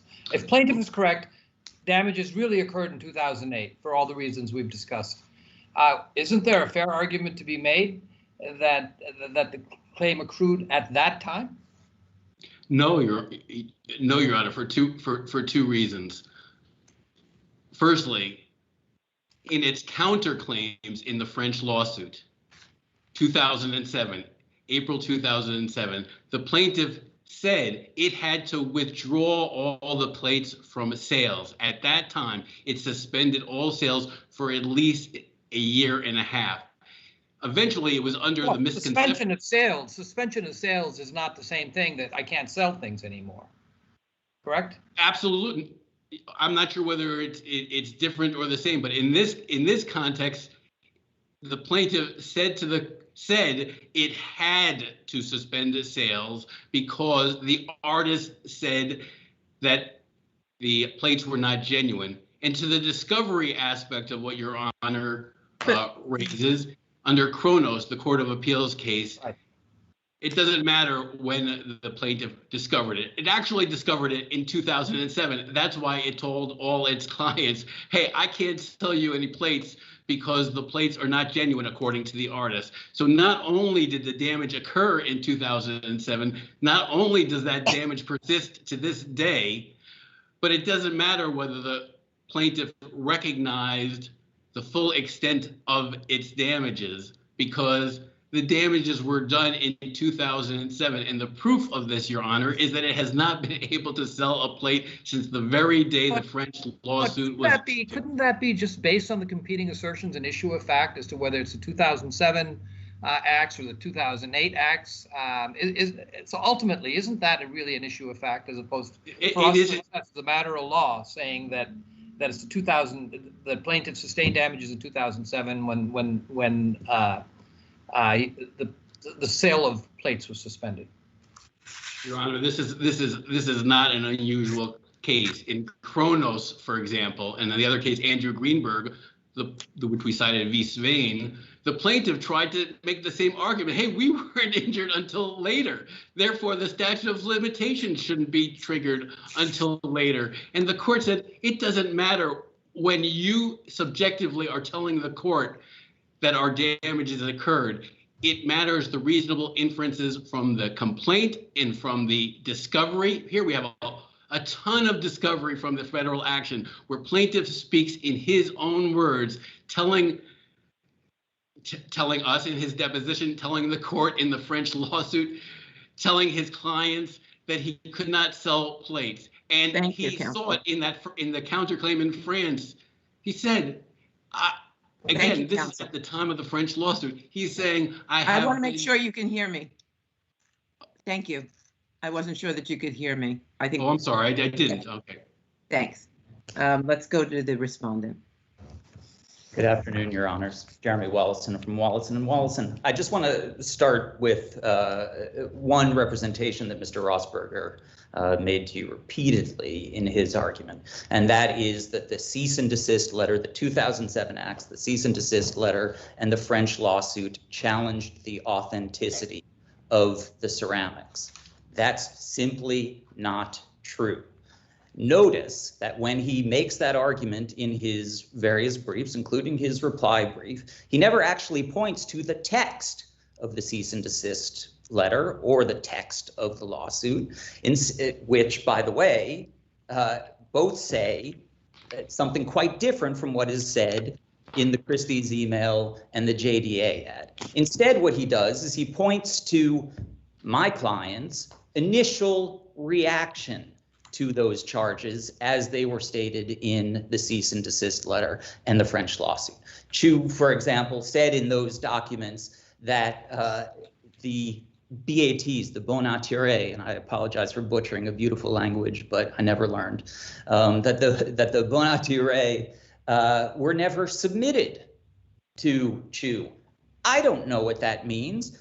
My client didn't know what that means, particularly in the context of two documents, the cease and desist and the French lawsuit, that both really are focused on contentions that conflict with the idea that the plates were never authorized. In particular, the cease and desist is mostly about my client not paying sufficient royalties on the plates, and mostly about Delisle and La Tuileries not producing enough plates. That's entirely inconsistent with the contention that the plates are not authorized. So my client did, in fact, initially react because my client was worried that that's what Chu was challenging. However, remember what happens after that. After that, 23 plates, as Justice Singh pointed out, 23 plates come up for auction in France, where Chu lives. In France, as authentic works of art by Chu Tachun. And what does Chu do? Nothing. He doesn't intercede in any of those sales. He doesn't put out. Those are the third-party sales, right? Well, those are the third-party sales. So but I think your adversary's point is it's with respect to your sales, yours had stopped. But in any event, I want you to comment on Judge Wood's decision back in 2013. You lay it out in your brief. You don't really you don't argue collateral estoppel, for example. What significance does that 2013 decision have on this appeal, if any? Well, it's an excellent question, and one I had never focused on until you posed it. If the question is, am I taking the position, or has the Navarre Gallery taken the position that that decision is law of the case? Well, no. Well, you haven't taken those positions. I just want to know how do we analyze that decision in the context of this appeal? I would consider this that decision essentially the equivalent of a decision out of the Seventh Circuit, a decision out of a sister appellate division, which is, it's not binding, but it is very persuasive authority. And the reason that it's persuasive authority is because Judge Wood got it exactly right back then, which is, and this is the primary, I mean, this is one of those sort of, what are we all doing here arguments after 10 years. What Mr. Rossberger's contention is, completely, or statute of limitations defense is, elides the critical distinction between wrongdoing that injures, and wrongdoing that destroys. Yet that distinction between wrongdoing that injures and wrongdoing that destroys pervades all of our law, all of our jurisprudence in every area, and determines in all of those areas the accrual rules. Take, for example, breach of contract. There is a difference, and I was thrilled to find out that Justice Kapnick was on my panel, because one of the best definitions of the distinction between a material breach and a partial breach is in a decision that Justice Kapnick decided down in the commercial division called Morgan Stanley against Discover Financial. And again, what that is if there's a partial breach, the contract's not over. The contract continues. The parties are still required to do all of their performance that remains to be done. Contrast that with a material breach, a total breach, sometimes called a repudiation in the case law. In that circumstance, the contract's over. Yes, there is, and this court has in fact found that even in that situation, essentially a material breach can be continued. But in most situations, or a material breach doesn't have to bring an end to the contract, and it can be continued by the parties. And interestingly enough, if the material breach happens and it's forgiven by the parties, the non-breaching party cannot later sort of rethink the issue and go back and terminate the contract on that basis. The non-breaching party is stuck with it. So what is the significance of that? What is the significance of that for claim accrual rules in the breach of contract context is for every partial breach, it's wrongdoing that injures, not wrongdoing that destroys. For every partial breach, a new claim accrues for statute of limitations purposes on each additional act of partial breach. And so just might I ask, so in your partial breach, are you saying that the plaintiff began again to produce the plates? Because your opposing counsel says it ended for about a year and a half. I won't say ended, but it temporarily was not happening, he says, for a year and a half. Did it ever occur again? Was he ever able to produce those plates again? I know the third party did, but was plaintiff?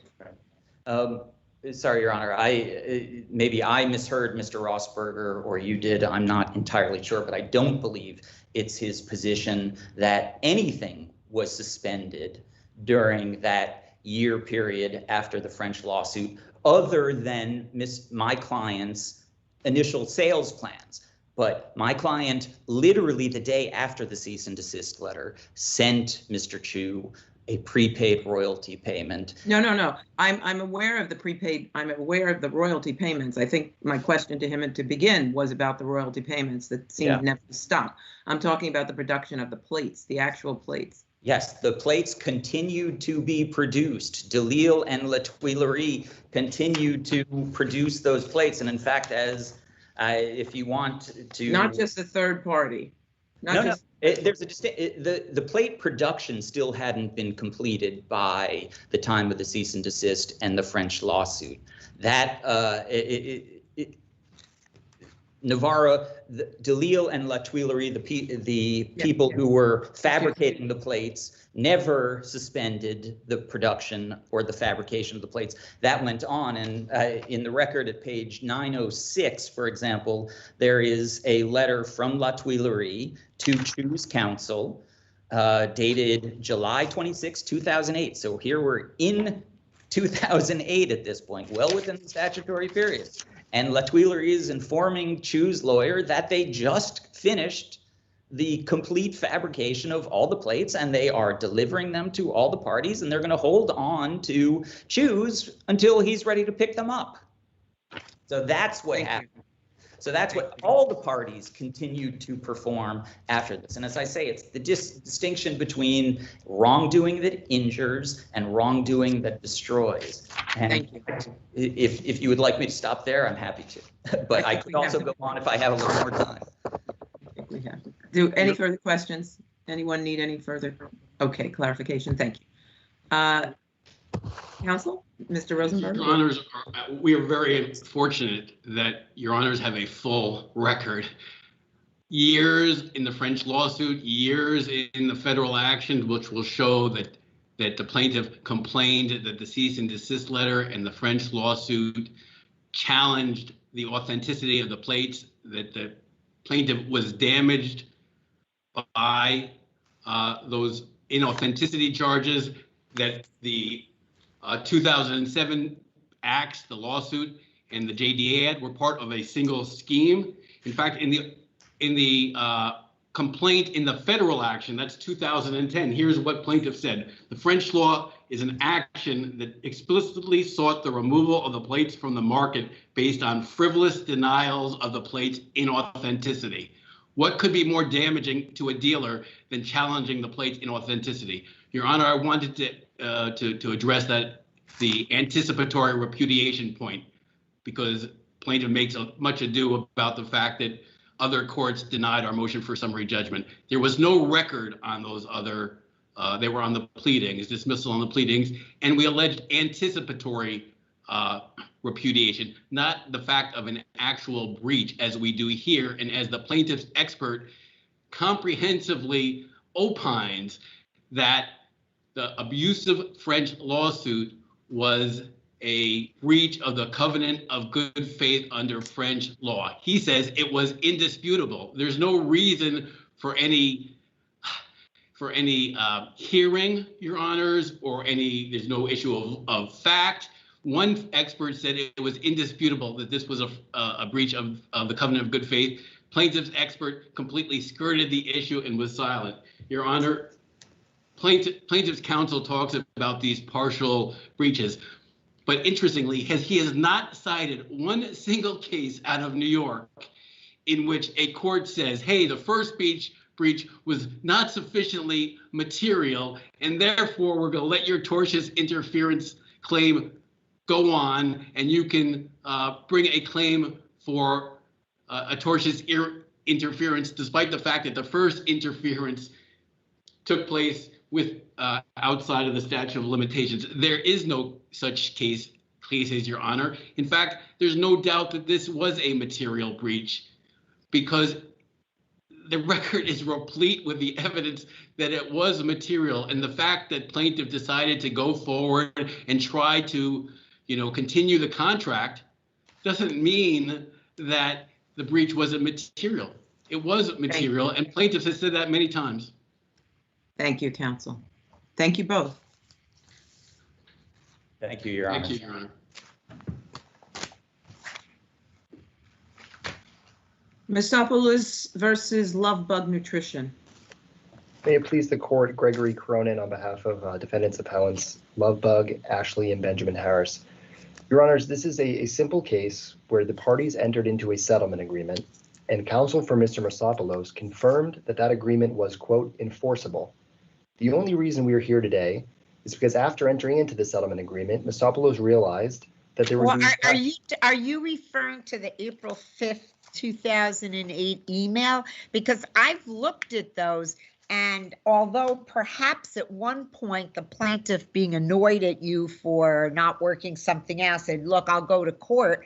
I'm looking at these. I don't see how you possibly could say that there is a recognizable final agreement. It says we'll start drafting the settlement agreement, give us those documents, and we can begin finalizing the settlement. That may be an agreement to ultimately agree, but where is that an agreement as I understand it?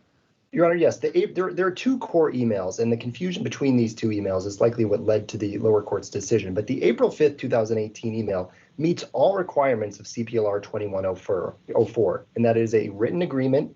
It is subscribed to by counsel, and it contains all material terms, including how many shares, counsel, were to be transferred to plaintiff under that email correspondence? The email correspondence lists 3% of shares in the company.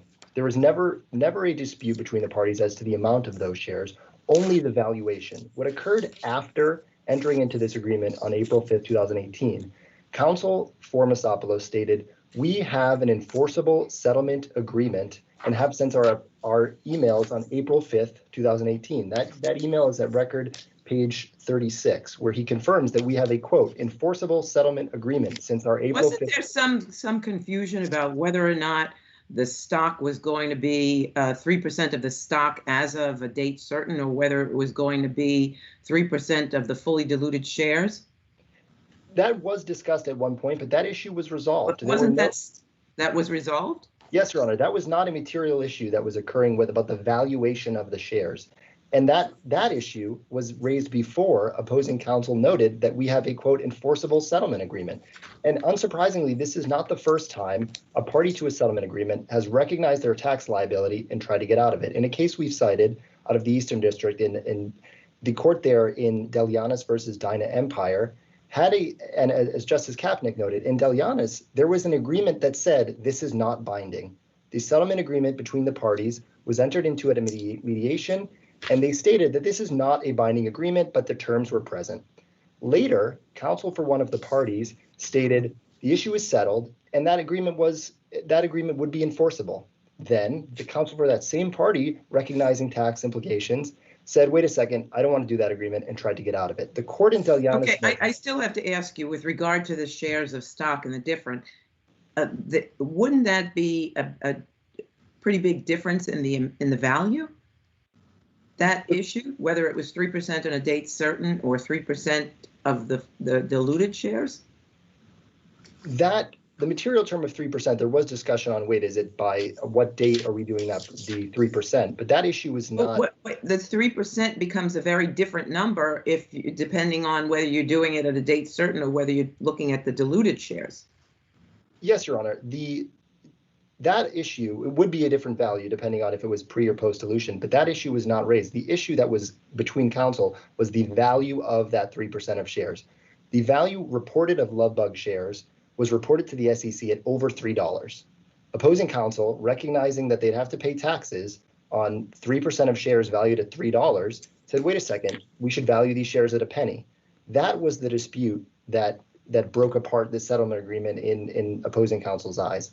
The dispute wasn't about how many shares, it was the value of the shares. And at record page 60, there's a full description that Misopoulos and his counsel were aware of the value of the shares he was receiving.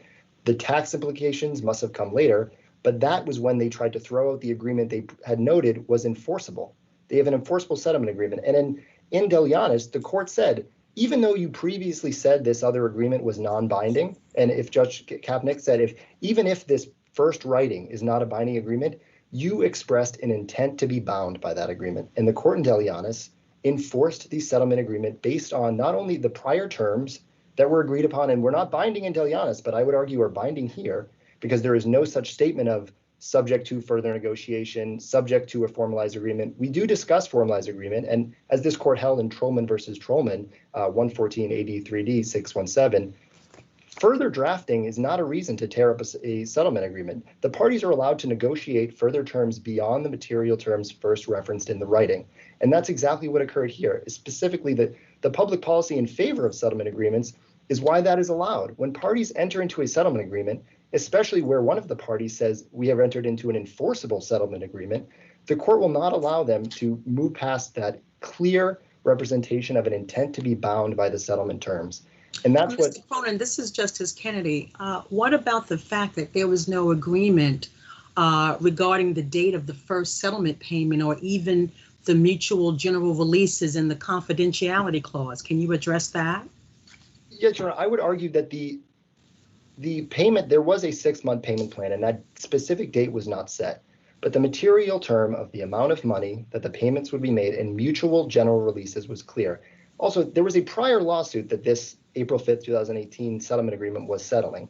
It was a lawsuit brought in the Southern District by Mr. Marsopoulos, raising the identical claims that he now raises in the Supreme Court. It was clear that mutual general releases were releasing the claims raised in that Southern District case, which was procedurally dismissed because of jurisdictional grounds.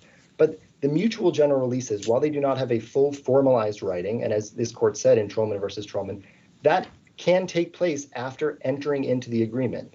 And again, the Delianis case was also referenced by this court in Kowalchuk versus Stroop, a 2009 First Department case, where the court said, your first agreement is not binding, your first agreement is not signed, but saying your intent to be bound by that even unwritten, unsigned, non-binding agreement, your intent to be bound by a settlement agreement, it should be enforced, especially considering the public policy and the finality of settlement agreements between the parties. Thank you.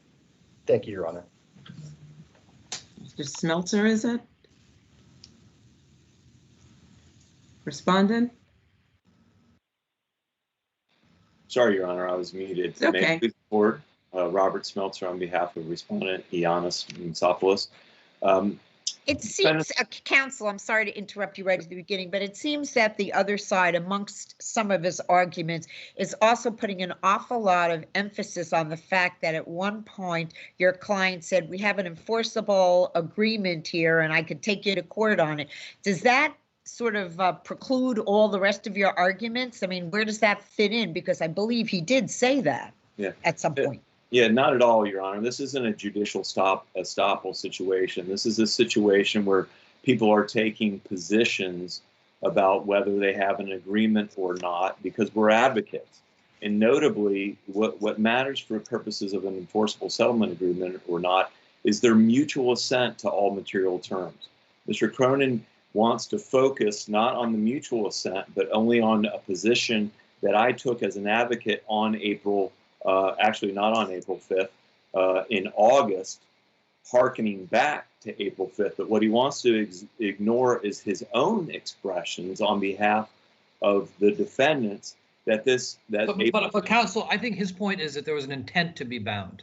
So why don't you address that part, that you intended to have your client to be bound to the email exchange? Well, first of all, if there's a unilateral intent to be bound, it doesn't matter. What it matters is did both parties intend to be bound? And in the record, Mr. Cronin described the April 5th email exchanges not as an agreement to which his client was bound, but only an offer that could be withdrawn. And that's at the record at pages 97 and 146. So it's mutual assent, Your Honor, that's important, and not a unilateral position taken by one party or the other for negotiating. Also, those positions were taken during inadmissible settlement negotiations. Furthermore, a fundamental problem with this appeal is that they are seeking summary judgment on their counterclaim for breach of a settlement agreement that they breached first.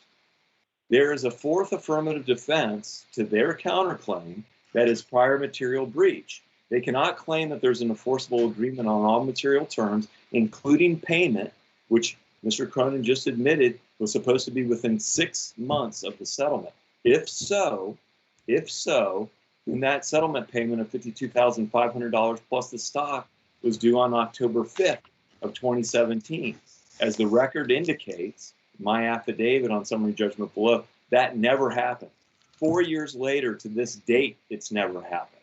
Now, how can somebody be granted, how can defendants be granted summary judgment on a breach of a settlement agreement, the alleged breach happening with the filing of this lawsuit in June of 2018, when the record evidence and the defenses indicates that they flouted their alleged agreement as early as October 7th. There's no possible way that you can grant summary judgment, or the trial court could have granted summary judgment on the breach of a settlement agreement that occurred in June of 2018, when there's facts in the record in opposition to summary judgment that show that the prior material breach was defendants, and it occurred on October 7th. They want to enforce agreement that they refuted.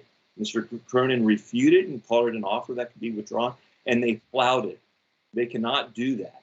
They cannot, 4 years later, they have not paid a dime. They have not tendered payment. They haven't established stock.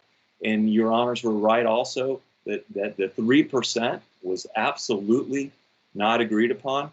If you look at the record evidence, the 3% continued, the discussions about what the 3% meant continued into August of 2017, well beyond April 5th. I challenge Mr. Cronin to point to the record evidence where there is an agreement prior to April 5th or before, where we say 3% equals how many shares. We didn't know how many shares it was. We didn't know as of what date we were going to establish what the 3% was. And we weren't sure, and we were continuing to argue over whether it was fully diluted shares, which was my argument, and that's the original agreement that we sued on. The director's agreement says, fully diluted shares. 3%, as I think it was Justice Renwick indicated, that's a huge difference. Lovebug has gone out and got investors and diluted the number of shares over and over and over again to get financing. 5% or 3% or 4%, depending on what we're entitled to.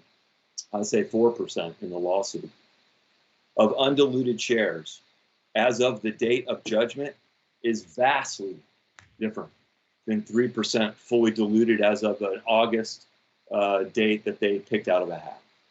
Thank you, counsel. Mr. Cronin?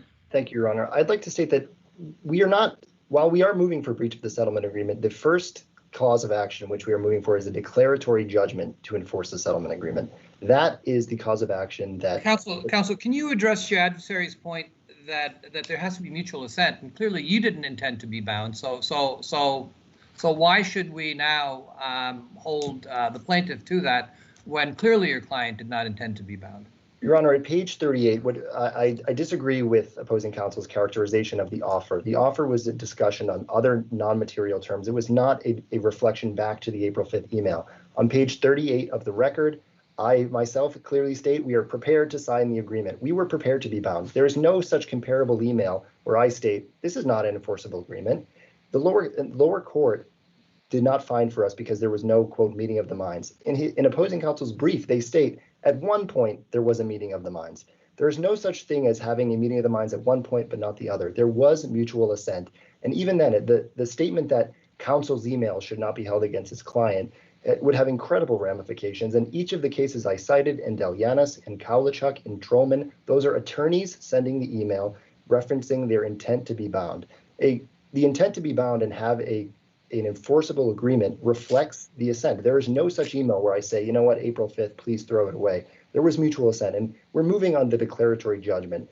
The idea that he can create that Misopoulos can create a material issue of fact now, looking back, trying to interpret the different terms of the settlement agreement, isn't before this court. It is whether or not there was an enforceable settlement agreement, and we would move that there is. Thank you. Thank you both.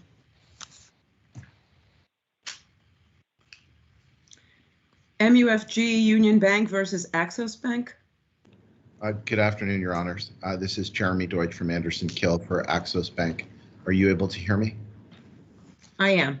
Okay, great. This appeal represents a fairly simple issue.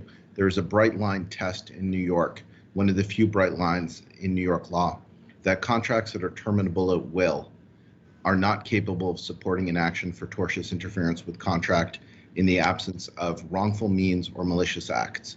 We do not have wrongful means or malicious acts here, and as such, the court below erred in finding that this contract was not terminable at will and in finding that this contract could be tortiously interfered with. This court recently, in Petrisco, held that contracts that are terminable at will are prospective contractual relations only, and they're not existing contracts and cannot support these actions. The court below held, without considering the actual operative provisions of the contract that address this, that there could be tortious interference with this contract because this contract could be deemed to be not terminable at will. The court below failed to consider paragraph 7A of the contract, which states specifically that the contract could be terminated without cause and without financial penalty by either party. Counsel, the contract was terminated as of January 1, 2020, correct, in this case? That is the effective, I'm sorry. That was the termination date. So what about the contractual rights before that date? Couldn't there be an interference? I mean, the allegations are there were interferences with customers, with confidential information. With respect to those discrete acts within the contractual time, why can't there be a interference claim? Your Honor, the answer to that is twofold. First, you cannot have an intermediate breach of a contract that will still be a tortious interference with contract, because what you have to do is consider, as NTB states, you have to consider the focus is not on the defendant's conduct, not on the breaches, Your Honor, but the focus is on the relationship. And you furthermore, at that point, by the way, that you're referring to, in chronologically, that would have Axos Bank essentially interfering with its own contract at that point, which you can't have. But even if you could have that, the point that Union Bank has made, which is that intermediate breaches can support a tortious interference with contract claim, are incorrect. You can't have that. You consider the nature of the contract. If the nature of the contract is terminable at will, then the privilege given. Sorry, I don't know why that happened. That was disconcerting. The privilege. Okay, let me just ask, no one except Mr. Deutsch should have their mic on. Would everyone else please mute? Okay, go ahead. The privilege that is afforded commercial relations in New York is a different privilege that is afforded to contracts that are terminable at will. Their free competition prevails, and the relationship is only privileged to the extent that wrongful means or malice is shown. In other words, because the nature of the contract is only prospective contractual relations, at that point, then all you can say is that you are protected from wrongful means and malicious acts. You are not protected from mere persuasion, which is essentially what they've accused Axos Bank of doing. Especially in this case, if you look at footnote 29 of Union Bank's brief in opposition, it concedes there were no wrongful means. It concedes there were no malicious acts. This was merely a business deal. And as such. So tie that into how the customers were treated. Essentially, the claim is that there was a theft of customers, right? The customers were taken away because your client decided not to charge certain fees, et cetera, et cetera. So, Your Honor, two things at that point. First, as I said previously, that by the time that took place, chronologically, that was after we bought the business. My client bought the business, and as such, it acceded to the contract and was the contractual counterparty. It cannot be deemed to have tortiously interfered. As NTB says, this is a backup tort to a breach of contract, and that's a perfect illustration of why. Because the breach of that would be our breaching the contract, perhaps, and that's what you would see in this. What we have here is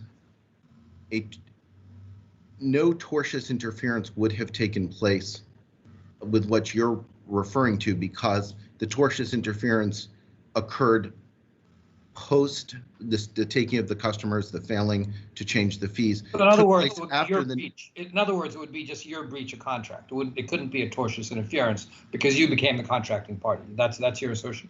So 2 points. First, yes, that is absolutely correct. And secondly, even if it were capable of, those are intermediate breaches that are still not, because it's a contract that is terminable at will, would never have supported, even if another party came in and convinced us to do this, they would never have supported. You consider the nature of the relationship, and in moving from the nature of the relationship, you then consider what the actions of the parties are and the nature of the relationship. And this is where the court below erred it erred in a number of ways. It erred in not considering the nature of the contract, not considering the contractual language. But moreover, some of the points that you've made, Your Honor, you should note that they took place after the termination notice was delivered. The effective date of termination may not have been until January 1st or December 31, but in any event, after the notice of termination was given, that triggered the disengagement period under the contract. And as 6D of the contract says, which is essentially exculpatory, actions that are taken after the notice of termination is given with respect to the joint clients, because the intent is joint clients will move, then the party who has given that notice, it's actually Epic and now us, they're exculpated from their conduct in moving those clients. So I'm not certain it would even be a breach of contract, but even if it were, it is certainly not a tortious interference with contract. Thank you, counsel. Thank you, Your Honor. I believe Mr. Tripp, is it? Yes, I'm Zach Tripp for Epic Systems, and for our portion of it, I'd like to just focus on the clearest legal error in our piece of it, which is the Supreme Court's decision not to give us summary judgment on the meaning of the term willfulness and the limitation of liability provision. The Court of Appeals decision in MetLife is just squarely on point, and it makes clear, among other things, that this is properly resolved as a matter of law. It's not a question for the jury. Really just 2 points about that. First, MetLife is just dead on point. As in MetLife, we have a service contract with a base limitation of liability provision that's subject to an exception with much higher damages, consequential damages, punitive damages in our case, lost profits, and that all kicks in on the basis of willfulness or gross negligence. So all of that is exactly the same as in MetLife. And so it leaves Union, their lead argument for trying to distinguish MetLife on appeal is that the contract there said that the breach needed to be caused by willful acts or by gross negligence, and ours says it needs to be caused willfully or by gross negligence. And it's hard even to hear the difference between those two things. It's two different ways of saying the same thing. The way you cause harm willfully is through a willful act. So I think that's just no basis for distinguishing a controlling opinion of the Court of Appeals. And I think the second key point that I want to make about MetLife is that it makes clear this is not a jury question. What happened in MetLife was basically the Supreme Court in that decision basically punted on what willfulness meant and let it go to the jury, which is what the Supreme Court did here. And then the Court of Appeals reversed. It granted judgment as a matter of law, judgment notwithstanding the verdict, which I think makes it crystal clear. Counsel, is there a way of interpreting Section 22 with respect to intentional breaches being subject to the $10 million cap, whereas if it were a non-intentional breach, that it would be the $5 million limitation? Would that be a fair reading of that provision? No, I think that's exactly the argument that the Court of Appeals rejected in MetLife. That was exactly the line of argument about what willfulness could mean and what MetLife held, and really all. So is it your position that Section 22, both the 5 million and 10 million caps require essentially willful intentional conduct? Wait, sorry, I think I missed that. The $5 million base limit is subject for anything. I'm sorry, go ahead, say that again. The $5 million base limit is available for any breach of contract. Right. So wouldn't that be for non-intentional? Non-intentional. Or intentional, a deliberate breach, a deliberate business decision to walk away, you're subject to the $5 million cap. The point of MetLife that we're relying on is that the willfulness exception, where you get much higher damages, you get $10 million, you get consequential damages, it's per breach, that is only available when what you have is really willful misconduct, a tortious wrongdoing of the kind that the Court of Appeals was discussing in MetLife. And that's never been alleged here. The union has tort claims here, but they're not against us. They're against Axos. They've never alleged that we committed any kind of tort at all, much less an intentional one, when all we did was sell our business for a profit. Well, yes, but you also sold it without their consent, and I thought consent was part of the agreement. Was part of the agreement that you had with the plaintiff, didn't you? I mean, you just sold it right out, right out without getting their consent, and then things developed afterwards. Right, Your Honor, but the lack of consent is the breach. We're not disputing the breach on appeal. and the question is really, are they subject to the $5 million base limit that the parties expressly agreed to at the outset of this deal? So ordinary capital damages. So Judge Ostrager said he could not make a finding at this time that there wasn't any willfulness. He thought that needed to go to a jury, right? He couldn't say that there wasn't any willfulness. So how, I mean, plaintiff put forward ways that they thought there was willfulness. How can you prove that there was no willfulness? I think his key error was that he refused to construe, even determine what willfulness meant, right? And under MetLife, willfulness needs to refer to tortious wrongdoing, and it is undisputed that we never committed any tort. Union has never alleged. Why can't it be read? Sorry, why can't it be read the way my colleague, Justice Singh, was suggesting, that if it's willful, then you have a limit of the $10 million, but it's not. If it is willful within the meaning of MetLife, then it jumps up to $10 million. All that we're asking the court to say is that the MetLife standard controls here. Willfulness means the same thing here that it meant in MetLife. This contract is materially identical to that one. And I think under that standard, you could just reverse because among other things, the other side, at page 66 of their brief, they concede that our breach was economically justified. They also concede that an economic justification extinguishes the kind of tortious intent that you need under the line of cases that MetLife attaches willfulness to.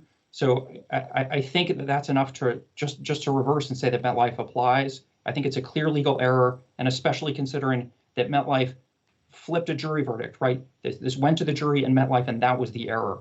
And so that's really all that we're asking for on this piece of it. Also, to just take a step back to just the practical importance of this to the parties is enormous, right? Because these are two sophisticated parties. We should be able to reach a settlement in this, but the big barrier has been Union's insistence that they can hit this last willfulness clause, not just once, but 3 separate times, all for the same breach, and drive the damages way above the $5 million cap that was the basis of the agreement. There's an express $5 million cap here. Thank you.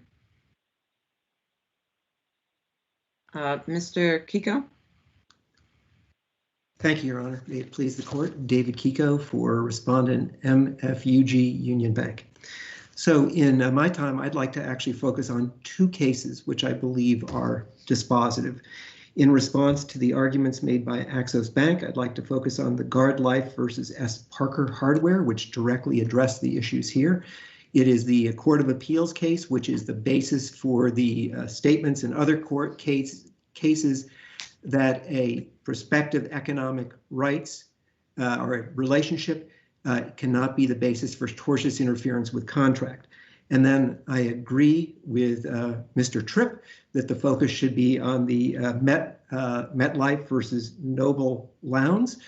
That case, in fact, did not set a rule for how the term willfulness should be interpreted in all contracts. And indeed, it reversed the finding of the appellate division saying that there was a black letter law test and said that each contract had to be looked at individually.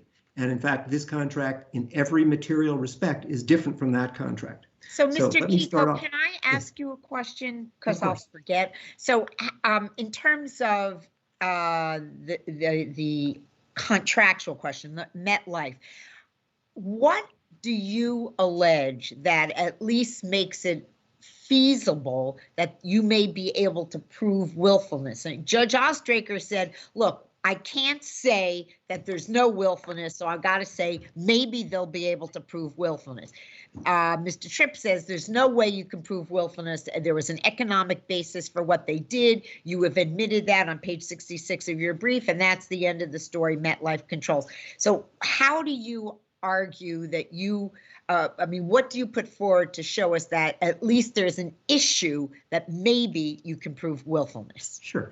Justice Kavanaugh, our contention is, as MetLife said, the common meaning of willfulness is intentional. That's what it actually said, but then it went on to read the term as being something more akin to maliciousness. Our view is the word means intentional. They have admitted they intentionally breached for economic reasons. That's all that's required. I'm sorry, counsel, that hardly sounds willfulness. I mean, that every contract, in other words, every breach under that is essentially a willful breach, right? The cap would have no meaning then. Your Honor, in all due respect, I don't think that's the case. Certainly there can be breaches. This is a setup or relationship dealing with joint clients. It was a joint marketing effort. Certainly lots of breaches can happen by accident. No party intends, you're forcing something, something happens. So every intentional breach is willful, in other words. Every intentional breach is willful. And in fact, that's again how the MetLife case says that term would normally be interpreted. I'll briefly skip ahead to this. And the reason that the argument that Mr. Tripp made makes no sense is it would then give no meaning to that fourth tranche, this 10 million per breach. And why is that? Because the test he alleges that should be adopted, which is the test that was adopted in MetLife, comes from the Kalish-Jarko set of cases versus New York City. That's the test that is you use to determine whether or not the damage limitation should be totally wiped out, should have no effect whatsoever. So if his term, it has to be malicious and so forth, if that were the test and we were able to satisfy, it would mean that no portion, including the fourth tranche, would have any impact. Thus, there would be no damage limitations whatsoever, not a $10 million limitation. So that cannot be how willfulness should be interpreted. In addition to that, in the case before the court, the reason it made sense to use that definition of willfulness, which is willful acts, in our case, it's a breach willfully caused, was because there were, if in fact the exception applied, there was no limitation on damages. Thus, there was no damage limitation cap. That doesn't make any sense in the context of this case whatsoever. Also, the court was concerned that the reason for the damage cap was that there was no symmetry. One party, namely in this case the defendant, faced huge consequential damages, whereas MetLife didn't. Thus, the court realized that there had to be a high standard. Furthermore, throughout the contract, there were other limitations placed on the level of damages, not just in the damage limitation clause, which clearly signaled to the court that, again, it had to be this high standard. If I can briefly switch over now to the Guard Life case. So Guard Life actually involves what my opponent has called a intermediate breach. That term doesn't exist anywhere in the case law. It's something that he has created based on reading the cases. What that case focuses on, and I quote from the case, is it says, if there's an existing contract, individual contract rights, and I focus on its contract rights, outweigh the public benefit to be derived from unfettered competition. The court focused on contract rights. Now, it found that that contract, in fact, was a void or voidable contract, which it equated to a contract at will. There were actually two tortious interference claims alleged in that lawsuit. The first one was that prior to the termination period, there had been a breach. What was the breach? There had been an order of 1 year's worth of product. So it was a 5-year contract. Then there was a 1 year extensions. At the start of the first 1 year extension, there was an order. Partway through that, there was the tortious interference occurred. A contract with someone else was signed, and the deliveries under that contract order ceased. So very similar to here, where we allege three different breaches prior to the time that obviously there's the termination occurs, which is some almost 2 years after the breaches occurred. The first breach is the fact that Epic was not allowed to sell this customer or try to transfer these customer relationships. Obviously, that's exactly what it did because it received 35 times EBITDA. Furthermore, the purchase price was calculated by Axos based on a multiple of the deposits it was going to be receiving from Union and the other partner banks. Secondly, breach of confidentiality. All of the Union Bank confidential information was shared during the negotiation. The sale could never have occurred but for that. Third breach is the one you've already heard about, which the judge has already found is a breach. That breach was the fact that the contract could not be transferred without consent. So Axos never should have had this contract and had the right to be able to terminate it. Can I ask you, Mr. Kiko, if I could, I'm sorry to interrupt you, but okay. The attorney for Axos, that was Mr. Deutsch, I guess, he spoke first. Mr. Deutsch was saying that really you don't have a tortious interference, a contract case. You really may, you know, by the time there was any actions, tortious actions, they were already the counterparty. You really might have breached a contract with them, but not tortious interference. And I just wondered how you would address that argument. Sure. The tortious acts all occurred at the time or before and at the time of the actual sale, which was April of 2019. These other issues about not raising the price and things like that, that was a way to speed up capturing the customers, which in fact it did. So we lost them faster than we otherwise would. The key thing was that in the with respect to the transfer, it's clear that this contract could not be transferred without permission. So what Axos said is, listen, set up a subsidiary, transfer the contract rights to that. We'll then buy the subsidiary. Therefore, you're not going to need any permission in order to be able to do that. Epic said, sure, that's okay, we'll do that, but you have to fully indemnify us because we're doubtful that actually works. Of course, it clearly doesn't. So they said, okay. So that's when it occurred.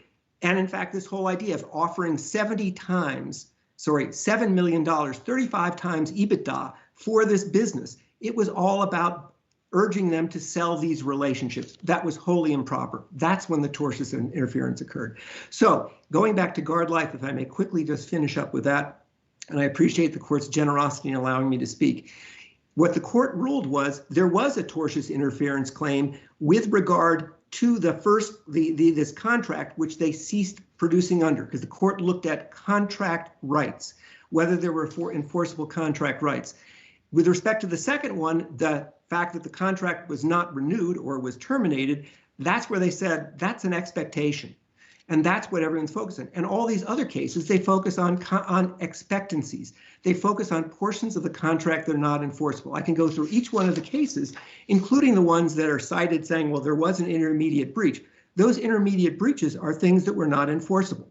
So what's an example? XYZ, the XYZ case. It's a dispute between XYZ and Uber. What is the alleged breach of contract? It is that Uber got to get the drivers to drive for Uber at the same time they were driving for XYZ. But the drivers could terminate the contracts at any point. So the fact that, yes, it was a breach, it wasn't an enforceable contract right because the drivers just would simply say, goodbye, XYZ, I'm not driving for you anymore. The same thing is true for each and every one of them. Perhaps the best example is the Paxi case, which again is a case they rely upon. In that case, Paxi had a contract with Shiseido. Shiseido could terminate it at will. Paxi moved its locations. Shiseido stopped delivering. There was a claim saying you breached. There was an issue about whether or not the contract had ever been terminated. There was a decision made it had officially never been terminated. But again, it was not an enforceable right that Paxi actually had because all Shiseido had to do was simply terminate the contract. With respect to these three breaches here, again, one of them has already been found to be a breach. And I should have said in Guard Life, that was also the case. There was an arbitration and the arbitrator ruled this failure to deliver was a breach of contract. You have a breach. They are enforceable contract rights. The fact that the contract is subsequently terminated or could be terminated does not make these rights unenforceable. And indeed, the whole purpose of each one of these three parts is to ensure that, that Union Bank did not have a business partner who would terminate the contract. Because again, this was an interdependent relationship that both parties needed each other.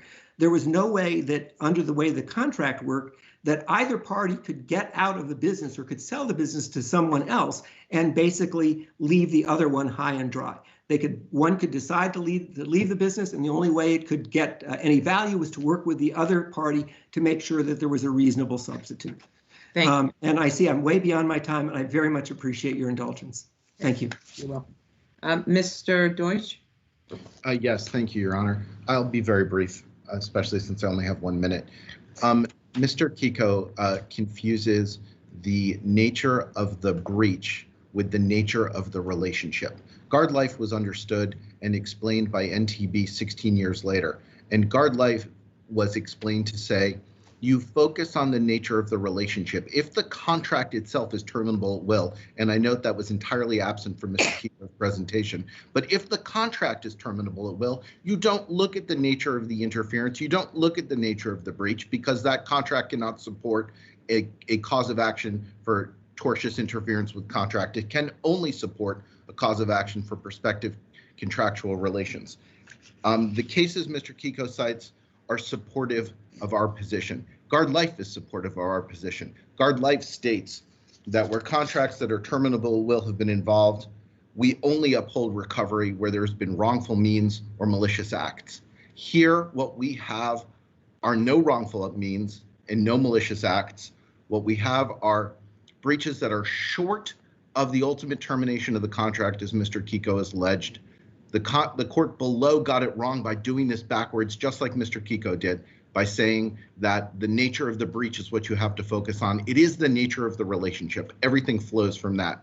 And if we fail to do that and we uphold Justice Ostrager's decision, then really what we'll end up doing is having to rewrite the entire pattern jury instructions on these points. This is a bright line test. This gives clarity and assurance to the community in the business world and to the legal community about what this backup tort is meant to do. Did you want to finish your sentence? Oh, no, as soon as you stopped me, I stopped. Thank you for your courtesy. Okay. And Mr. Tripp? Yeah, maybe just 2 points. So first, in response to the questioning of whether he had any factual basis for prevailing under the MetLife standard of willfulness, he did not offer any, and instead the argument was that the MetLife standard doesn't apply and that this exception kicks in anytime there's any deliberate business breach.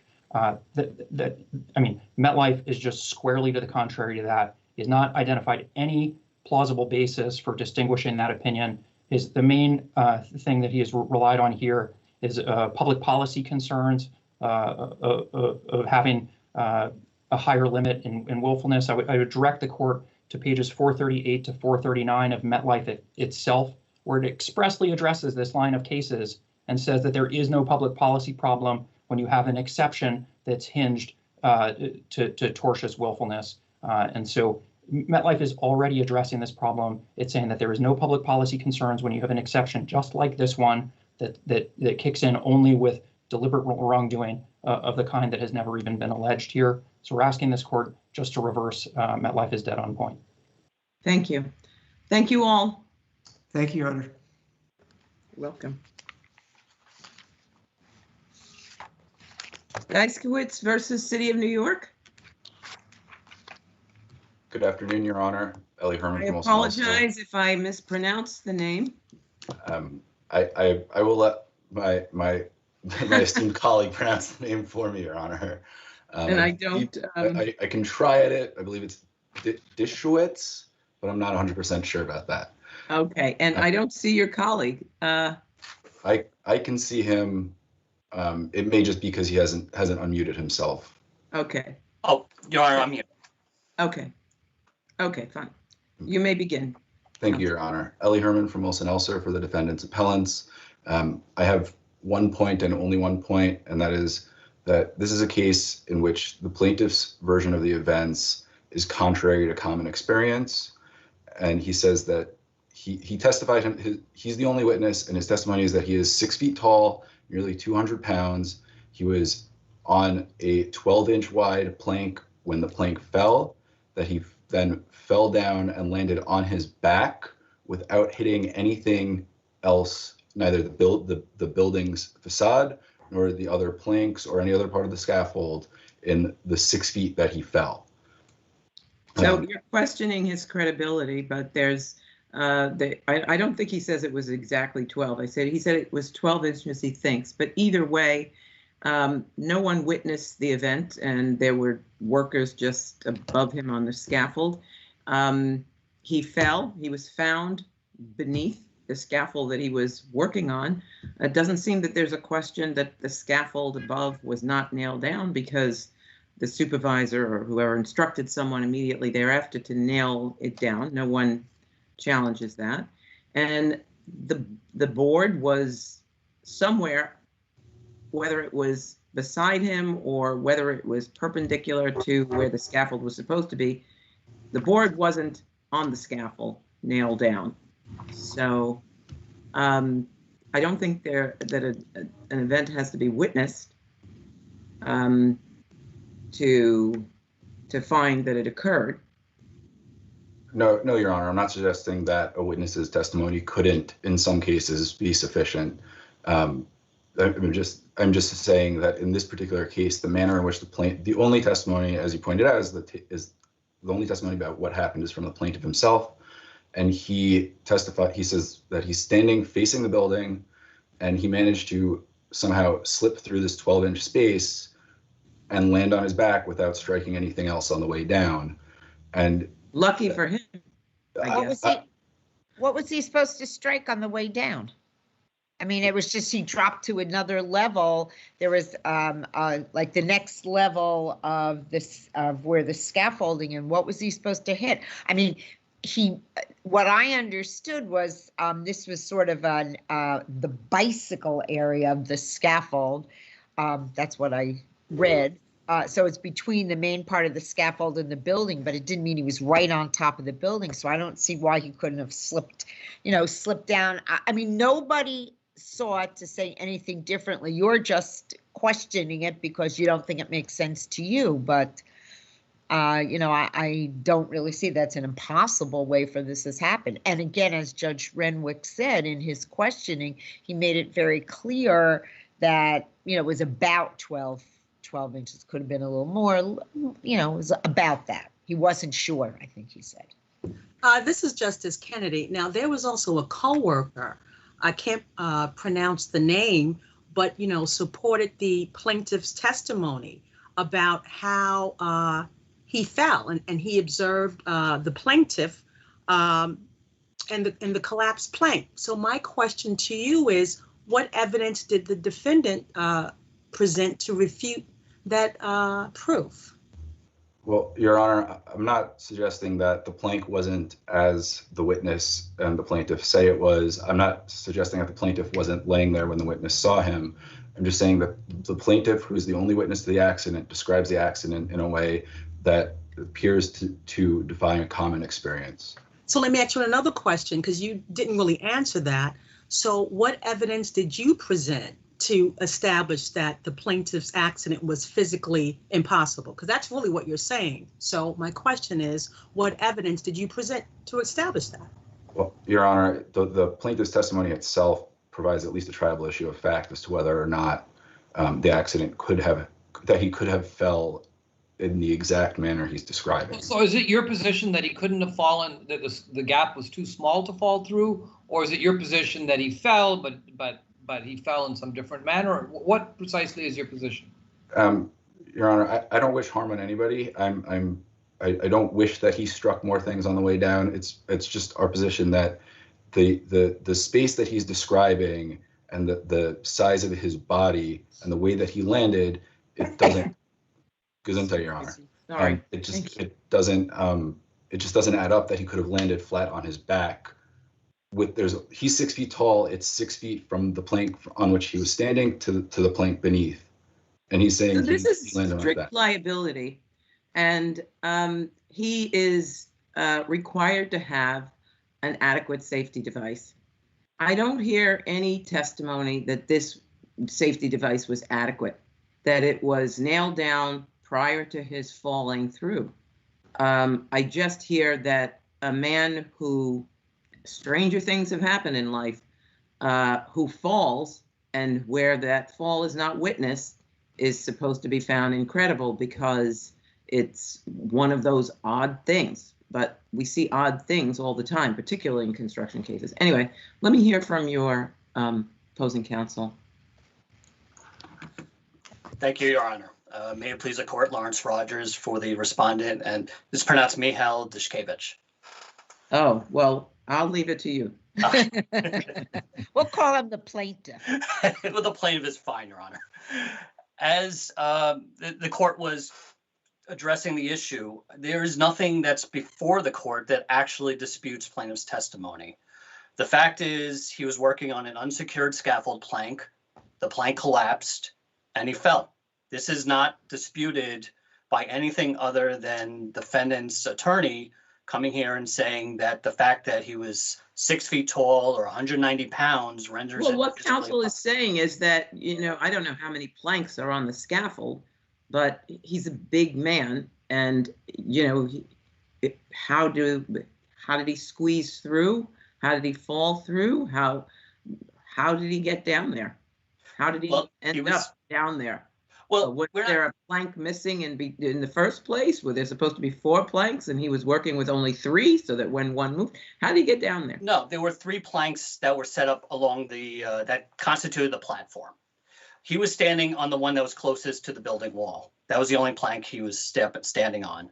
At some point, the testimony from plaintiff was that the bicycle, that bracket that was in place, fell off. And as a result, the plank fell off, it tipped over, and he was caused to fall down as a result of this. Now, regarding the size or the measurements of plaintiff, no one is disputing, he's not petite.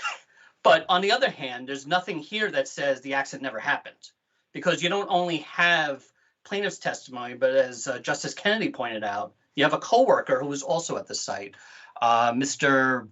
Bogdan Bialobreski. He came down.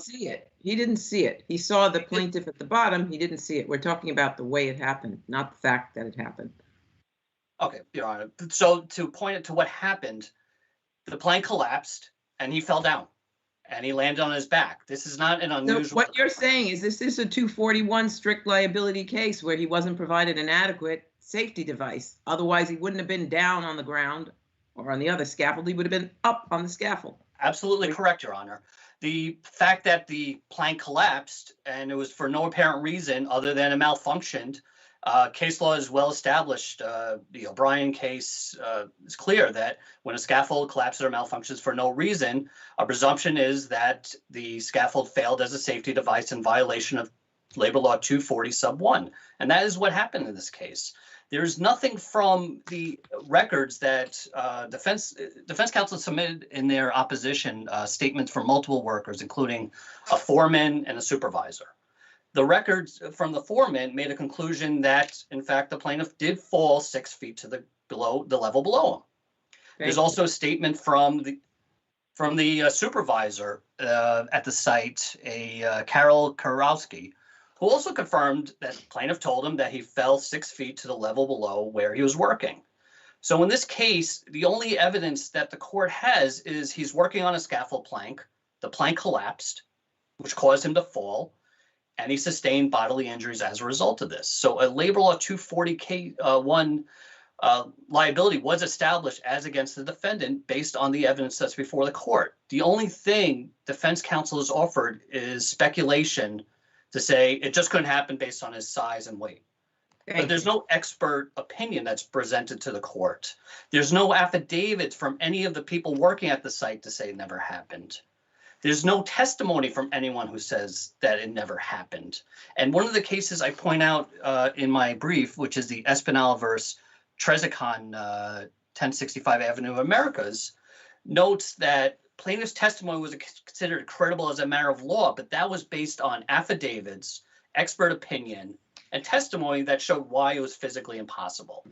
Defense counsel doesn't have any of that before the court. There's nothing here that's... Thank you, Honor. Mr. Herman, we're back to you. Thank you, Your Honor. I would just point out, the only thing I have to add is that it's not, the issue that we're raising is not whether or not the scaffold plank was attached or not. It's simply whether or not the plaintiff's accident happened as he describes. I mean, I guess it doesn't matter if it happened as he describes. The fact is he was supposed to be on a safety device that was supposed to prevent him from being on the level below, and he was on the level below. Does it matter the details exactly of how it happened? Unless you're saying he deliberately picked up the board and threw himself down That's not what you're saying. Your Honor, there's no support for that in the record. So that an accident is an accident. Does it matter how it happened? Assuming that I think that it matters if the plaintiff is testifying that I fell in this way, it matters whether or not he fell in that way. If his testimony defies common sense, the question is, well, then how did he actually get down there? And that's our only point. Okay.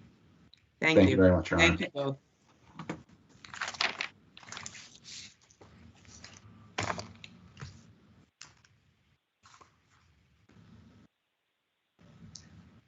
Dixon versus Dixon. Good afternoon, Your Honors. Arnold D. Joseph for the petitioner's appellants. Good afternoon. Good afternoon. This case involves the issue of pecuniary loss of 4 adult children. And when I say adult children, they are very adult. And counsel, how is the court, how is the surrogate in these circumstances supposed to assess pecuniary loss? It's quite clear. There's statutory supposed to literally conduct a hearing, and no hearing was ever conducted. Well, isn't a hearing only required if it's requested? It was, when you say, Judge, it was requested, no. The statute says you have to have a hearing. You can waive the hearing. I'm sorry, doesn't the statute say upon application? That's my recollection of the statute. Well, yes, it's upon application, but that's upon application. Doesn't that mean it's requested? How do you get an application? But that's the whole point. It was when your papers were originally filed, that's what they were requesting, to have a hearing about this. They did a kinship hearing. Why didn't they do a pecuniary loss hearing? And so let's assume you don't do the hearing here. There is no proof of any financial support from the decedent to his son. Zero. He may have given him, hey, you're going to have percentage of these royalties. Well, now you have the percentage of the royalties. There's no proof in this record that there's any loss because of the death of royalties. The royalties are going to come in whether the decedent was alive or not. There's no finance. There's not one check. There's nothing. Mr. Joseph, go ahead. Didn't Mr. Dixon put in documentation to show that in addition to getting royalties, he also got introductions. He attended certain events with his father, and they gave him certain introductions, which helped him along. Well, I mean, wasn't there testimony about that? Judge, no, there's no testimony to this at all. There are letters back and forth over a course of over 14 years, sporadically. There are letters that say, hey, you're not doing this, you don't do that. It's a father-son relationship. The fact that his father was successful in the music industry, and there's no proof of any introductions because there's no proof in this record that he ever followed through with one thing that he alleges his father was supposed to be doing for him. I'm not trying to be disrespectful, but that's why this case needed a hearing. Because if you look at the proof here, there's unsigned contracts, there's letters that can't be verified, and the majority of them came in at a kinship hearing that happened 2.5 years before the court ever considered the financial loss issue. Moreover, the fact is, Judge, we're pointing to evidence now. If you look at the court's decision, we don't know what they relied upon, what the court relied upon to reach the decision it did. It just says, oh, there's proof in the record. Well, what proof were you relying on? Because there's no proof of actual financial support. Guidance is what you're referring to, Judge Kapnick, and guidance is not what the judge found here. She found there was financial support, and there is no financial support. So at that point, I believe 2 things need to happen. There needs to be a hearing here. If Mr. Dixon could come in and actually prove that he had some loss of financial support, some actual pecuniary loss, then he's correct. But his dream of becoming a musician does not prove that he had any loss here, because his father passed away when he was, I think, 90 years old at that point. 91, I thought, but 91. Come on. When did that? Mr. DeJoseph, if you just let me get a word in edgewise. I'm sorry, Judge. Okay. But when in these letters and such, what was the date of those things? So you're talking about guidance. Guidance is one thing, but the letters and the other things that show that he was giving. Judge, those letters, Judge, and I believe those letters range in dates from 1987 almost up until the time near Mr. Dixon Sr.'s death, which was, I think, around 2004, but 2002. You'll see letters through that, and they're not like there's a letter every week. There's a letter in 1987. There are 3 letters in 1998. There's a letter in 1999. That isn't pecuniary loss. That's his father. Of course he has contact with his father. Of course they talk about what you're doing with your life. That doesn't get you to pecuniary loss, different than the other 3 children that are also adult children in the same shoes as him. The fact that he wanted to become a musician does not create pecuniary loss. And it certainly doesn't create financial support, which is what the court found here. Actual financial support.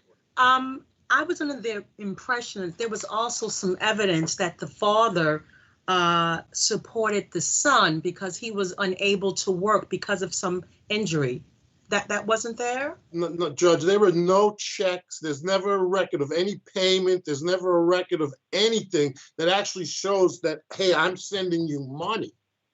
No, what I concede is he gave him a percentage of royalties in one of the companies because this individual, the decedent, wrote some hit songs, big hit songs back in the 50s that probably we all know and probably still generate royalties till today. And he gave his son royalties, which he'll still collect even after, unfortunately, after Mr. Dixon Sr. passed away. But that is not pecuniary loss because he still gets the royalties. There is no, and Mr. Dixon didn't come in and say, okay, my father died, and I would have gotten an additional $6,000 in royalties if he hadn't died. Here's the proof. We don't have anything like that. There is not one financial document in this entire record except for a contract that's not signed. So it's almost impossible for me to understand how the court or what it relied upon to reach its decision. I have a minute in rebuttal, and it's late. Thank you. For the respondent? Yes, if it pleases the court. Can you hear me, judges? Yes. Yes. The appeal before you seeks to overturn a sound decision by the court below. In my short time, I wanted to point out key things that apparently the appellants still don't get, and that is not my fault or the court below. Number one, appellants assert in this appeal that they were fully aware that an alleged distributee, Eddie Riddell, or any other potential distributee, would not be eligible to receive any of the settlement proceeds.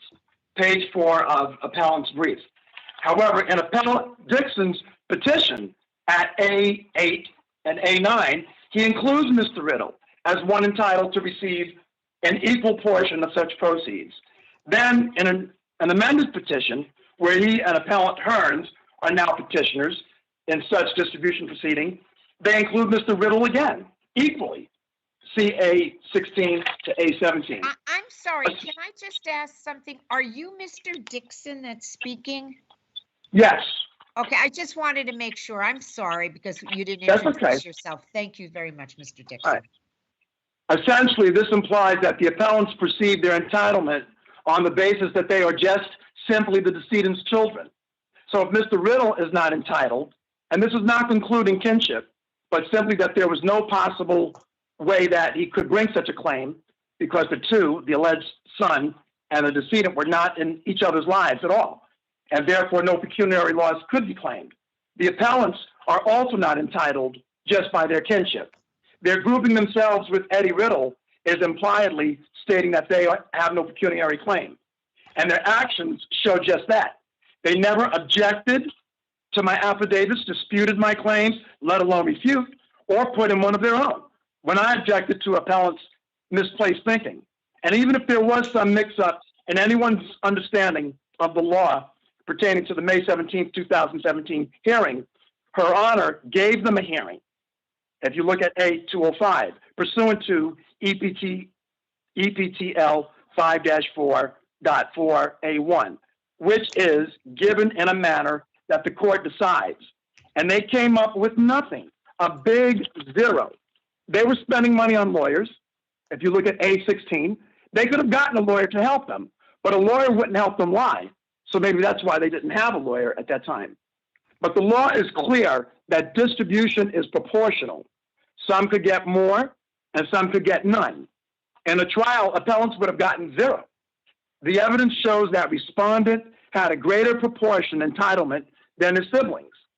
Appellants even admit this, although grudgingly, that respondent had a greater claim. If you look at A226 and then RA67, RA68, this is based on monetary laws. These appellants admit this. Mr. Dixon, you are the respondent. What pecuniary loss was there other than the royalties that you were entitled to and are still getting? Well, that I'm getting, okay, right. There is, you just can't look at these letters as loving letters. They show counseling to his son, mentoring, etc. They are in an advisory nature, and they show that respondent was successful in certain endeavors based on such advice. So what the counsel is stating is totally not true. Decedent giving me money was a reward, and the evidence shows that he would have continued to give me money. And yes, he was giving me money because of my injury, you know, and things like that. But well, what was that injury since you raised it? Well, I was a victim of a police assault. I suffered partial brain damage and neurological disorders. And so my working was sporadic, but I had a successful. When was that? What year was that? That happened in '92. But I was successful as a singer, touring the world. I was a lead singer at the Motown Cafe. So when you're talking about that I didn't have any type of career, I did. But I also worked with my father. And together, I helped increase his wealth. The evidence shows, and my father even states this in his letters, that I helped him get more money. And they try to make my father look like he was destitute. But I want to tell you something, that my father, had he lived, he would have seen in the 1 year, $200,000 in royalties. He would have seen that. He had received $80,000 in a half a year. And the song is making more money, really thanks to me. And my father recognized that, and our lives were intertwined. He basically wanted me to, you know, it's not so much living his dream, but it was also living my dream. So he was pushing me. He was encouraging me. And if I got something successful, he looked at that as being successful. It wasn't like he was trying to get a record for himself. He's 90 years old. He was hoping that I could make this, you know, because I'm a part of him. I'm an extension of him. And all of his letters, they show that. It's not, no, I love you, son, good luck. They are giving me instructions. Thank you, Mr. Dixon. Thank you. Yeah. I understand. Thank you. Mr. DeJoseph. Your Honor, this is why this case desperately needed a hearing, because this testimony, I hope, you know, you have to read the letters. It's a, you know, and I'm not trying to be mean to anyone, but it's just not on its face what it is. There is no proof in this record of 1 cent of financial support going from Mr. Dixon Sr. to Mr. Dixon Jr., except Mr. Dixon Jr. telling everyone my father's giving me money. There's not a check. There's not a copy of a money order. It doesn't even say in any of the father's letters, I'm giving you money. All it says is, son, you got to get your act together. You have to do this. And it says it. It doesn't say it every week. Come on, we're working together. It says it once in 1987, once in 1998. Once. That is not pecuniary loss. Not in New York State. As much as, you know, it's unfortunate, it just isn't. And that's this case. And that's why I don't know what he's saying. He didn't file a cross appeal, and I never once mentioned anything in most of his argument as far as this Eddie Rydell, because that has to do with kinship, which there was a hearing for, but there wasn't one for pecuniary loss. Thank you. Thank you, Mr. DeJoseph. Thank you, Mr. Dixon. Thank you.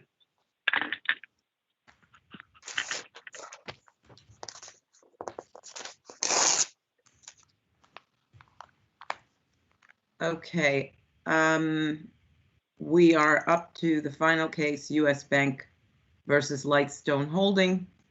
I see Justice Mendez is here. And I'm and Justice Anil is recused. Justice Singh, I'm sorry, is recused at the end of the It's day. late in the day, right, Justice Late in Renwick? the day. So we will see you later, Justice Singh. Okay. To begin, counsel, while I probably don't need to clarify, I have no relation to the Renwick and Renwick West Holding, okay? Just to get that clear. I'm glad we clarified that, but Renwick is out of the case now. Well, I want to say it anyway. Thank you. The other thing is, we did receive, you obviously were burning the midnight oil, as were we, and we received, obviously, that notice today. So I want to first hear from you. I'm sorry, just let me get my notes back. Mr. Cross. Yes. Mr. Cross, if you would narrow, and if anybody, you can chime in. I just want to hear what the issue is that remains. What do you see the issue as? Just briefly state the issue. No. I'm going to. So the remaining issue in the case is our cross appeal, and that deals with the priority among the junior and senior lenders with respect to the money that they were paid from the guarantor. For the new trial, you're asking for a new trial in that. Am I correct? That's right. And that's what focuses on the attorney testimony. All the testimony with respect to the guarantees been resolved. Exactly. Okay. Very well. All right. So I said 5, 2, 4, and 4, and that's what I will give you. So why don't you begin then? Your Honor, it's Greg Cross from Venable on behalf of U.S. Bank. In order to properly frame this argument, I need to go back in history a little bit. I'm going to take 1 minute for that.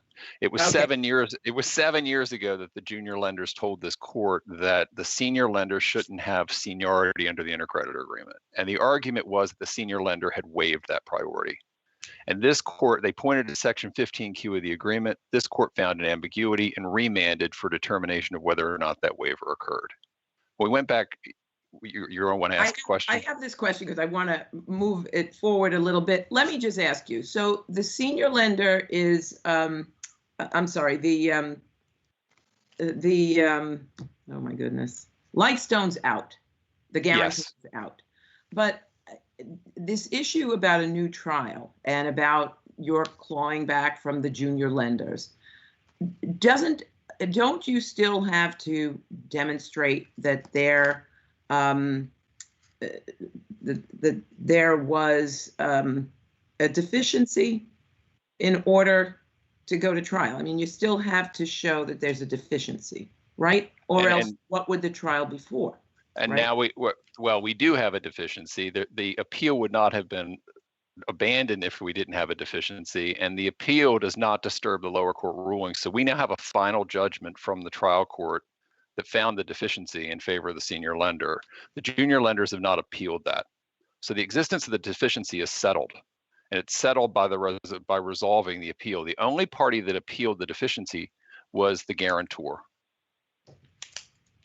So we have an agreement on the amount of the deficiency, since you say there is a deficiency? I saw that there was documentation suggesting that there were different numbers on what that deficiency, 158 or 120 million dollars. So and this is what the testimony of the various lawyers went to.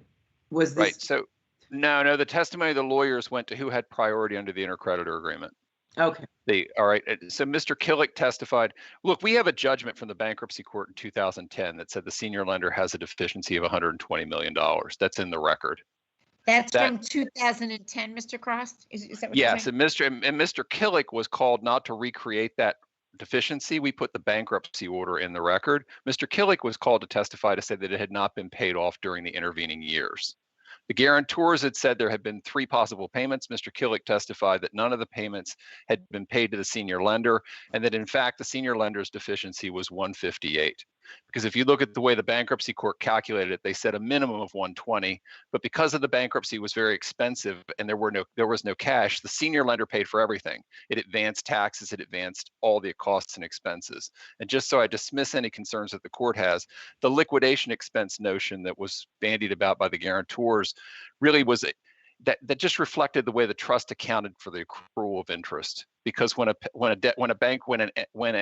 debtor or borrower doesn't pay, the master servicer advances and they book the non-payment as an expense. The judge correctly found that P&I payments were made during the case, but the accounting applied that as proceeds from the sale. So the senior loan deficiency is settled matter. And in fact, Lichtenstein had signed the plan, and Mr. Teichman had signed the litigation trust agreement, which memorialized it at 120. It's now a final judgment in this case because they've abandoned the appeal and we've resolved it. And that resolution didn't occur because they didn't believe there was a deficiency. The issue here is dealing with what's the priority with respect to 15Q and the intercreditor agreement. And what happened in this instance is the junior lenders had an absence of evidence and they decided to turn to their lawyers. The judge swept aside all their evidence in a footnote and rested his decision on the testimony of 2 lawyers who were both called to the stand to testify with respect to what is the meaning and intent of this agreement. And they testified with an unrefreshed recollection. As I sit here and read it today, well, if they were offering an opinion, that's inadmissible. But they were given 13 years after the agreement was drafted. They had the benefit of no contemporaneous emails, no contemporaneous communications, and that testimony came in. It's unquestionably vital. The judge rested his decision on it, but we were deprived of the opportunity to refresh that recollection or challenge it. For example, wasn't he asked to testify about what was the intention when it was drafted, not 13 years later? No, he was asked to testify about when it was drafted, but 13 years later is when he gave the testimony, and he was not shown. I understand, but he wasn't. But why would he need emails to refresh his recollection? If he testified as to what was the intention when you drafted it 13 years ago, that's what he gave. The emails, I don't see why he has to know about them, and I don't see how that changes what the intention was 13 years ago. Is what I'm trying to say. Here's why it's important. We don't have the ability to actually refresh what that recollection is. We're not contending either of these lawyers lied, but they both said, I don't have any recollection. And then they're shown the contract and they say, as I sit here today, this is how I read it. Now, we know for a fact that the paragraph that they rely on was based upon a prior deal called the whiskey deal. And we know for a fact that in that deal, there was an express waiver, a sentence that expressly waived the senior lender's right. The drafter said, I was instructed to strike it. Now we know that there are emails around that. Okay. We should have had the ability to say, now this email told you to strike it because it's not in this deal. All of that information was withheld from us. We know that JP Morgan came to Mr. Robertson and they asked him who has priority under the intercreditor agreement. And he gave JP Morgan advice on that point. And after receiving that advice, JP Morgan, who had a right to a distribution of $5 million in this case, walked away and made no claim. All they had to do was assert a claim. But all of those communications where Robertson was telling contemporaneously JP Morgan, who had priority, were withheld from us. The testimony was that in June, after the agreement was drafted, this waiver had been reached. And they say, oh, well, we agreed in an effort to sell the deal that this was going to be waived. The trial judge said that the business person who offered that testimony had no credibility if there wasn't documentary evidence supporting it. He said it was inconceivable to him that occurred if there was not documentary evidence supporting it. Well, why isn't it the same for the lawyers? We're going to believe that there was $100 million change in this deal. There was no change in the deal documents. That's undisputed. But we're going to believe that in the midst of the deal, there was no change made to the deal documents, no discussion as to why a change did not have to be made, or how they were going to memorialize that waiver. But we weren't given any of those documents. We should have been able to say, there are no documents in June. How did you reach this conclusion? What were you relying on? Or What about the document that just completely that says that we're not putting a waiver in this deal? All of those documents were withheld. There are at least 175 documents that go directly to the issues at hand. We know that from Cadwalader's own privilege log. They say they either go to 15Q, the intercreditor, or priority, and we know they're material and relevant. 3 years ago, referee Feinberg was asked to review these, and he wrote, they are no doubt relevant to the issues that separate the parties. But these attorneys were allowed to testify without our having those documents to cross-examine. We had no due process ability to cross. Can I just ask if the referee found that those documents were relevant, how come they were never produced? Because he said the testimony wasn't yet at issue because the lawyers had not yet testified. And he said the lawyers would have to be carefully deposed not to constitute a waiver. Then they were deposed without any effort made to avoid it being a meaning and intent testimony. And then they doubled down and said, well, we got away with that. Now we're going to call them at trial. Referee Feinberg's opinion, you can read it, it's at RA 21 and 22. He anticipated this exact problem, as did Judge Singh. Judge Singh was going to review the documents and give them to me so that I could cross-examine the witnesses as a deposition, and he got elevated to the First Department bench. And we never had, it was unfortunate timing. I love Judge Singh, but it was very unfortunate timing. So we never got the documents. We never had the ability to confront the witnesses. We get to trial and we move to exclude the witness testimony. They should have been excluded because you cannot have attorneys testifying with the meaning and intent. You can't even have collateral testimony with respect to meaning and intent without a waiver and opening up all the documents around it for exactly this reason. The case law says if it's vital, it has to come out. We know it was vital. The trial judge exclusively relied on it, and we had no ability to cross-examine. What are you going to do? Ask a lawyer without any document to control the testimony? You're going to have a lawyer sit on the stand 13 years after the fact and say, as I sit here today, this is my present reading. That's not competent evidence. If they had offered it as just his present day reading, it would have been excluded because we cite that knee restoration case. It's completely impermissible to do that. And in the absence of the attorney testimony, they've got nothing. They've got a one-line email written by a litigant who didn't appear in trial after this case was filed, and he was on the other side of it. And you still have not seen those documents, Mr. Cross? None of them. They're all being held on a privilege basis? Yeah, they're all being withheld on privilege.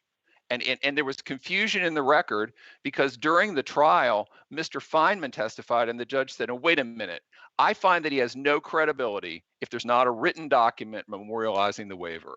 And he told Cadwalader, the Cadwalader attorney who was there, to go out and get the documents and produce the documents. The Cadwalader attorney did not produce the documents. Instead, she came to court and said, I have reviewed the documents and I can confirm that there is no document with Tony Feynman's name on it.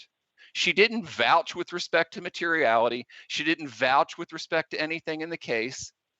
And we didn't see a single document. And that was only a small subset of the documents. We know it's 175 documents, and you can see them listed at RA 266. And the log is at 3654, which was Exhibit 77. We know what they are. They're labeled. Okay, thank you. Thank you very much. Next is that Jed Weiss or, I'm sorry, did I? Elizabeth Carbone, Your Honor, of Pull Shots. Okay, sorry. Yes, no problem. Your Honor, thank you. Elizabeth Carbone of Pull Shots PC, and I will be arguing on behalf of defendant respondents Ashford Hospitality Finance LP, Line Trust Corporation Ltd, and Deuce Property Ltd. Now, before I get into the meat of it, Your Honors, 2 quick points.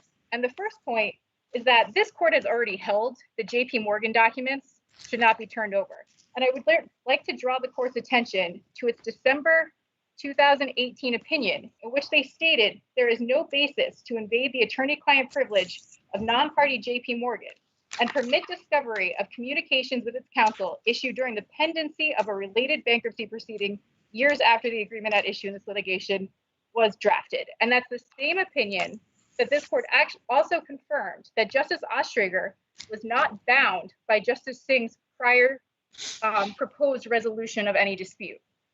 Now, the overwhelming evidence adduced at trial led to only one conclusion, and that was the intercreditor agreement means exactly what it says.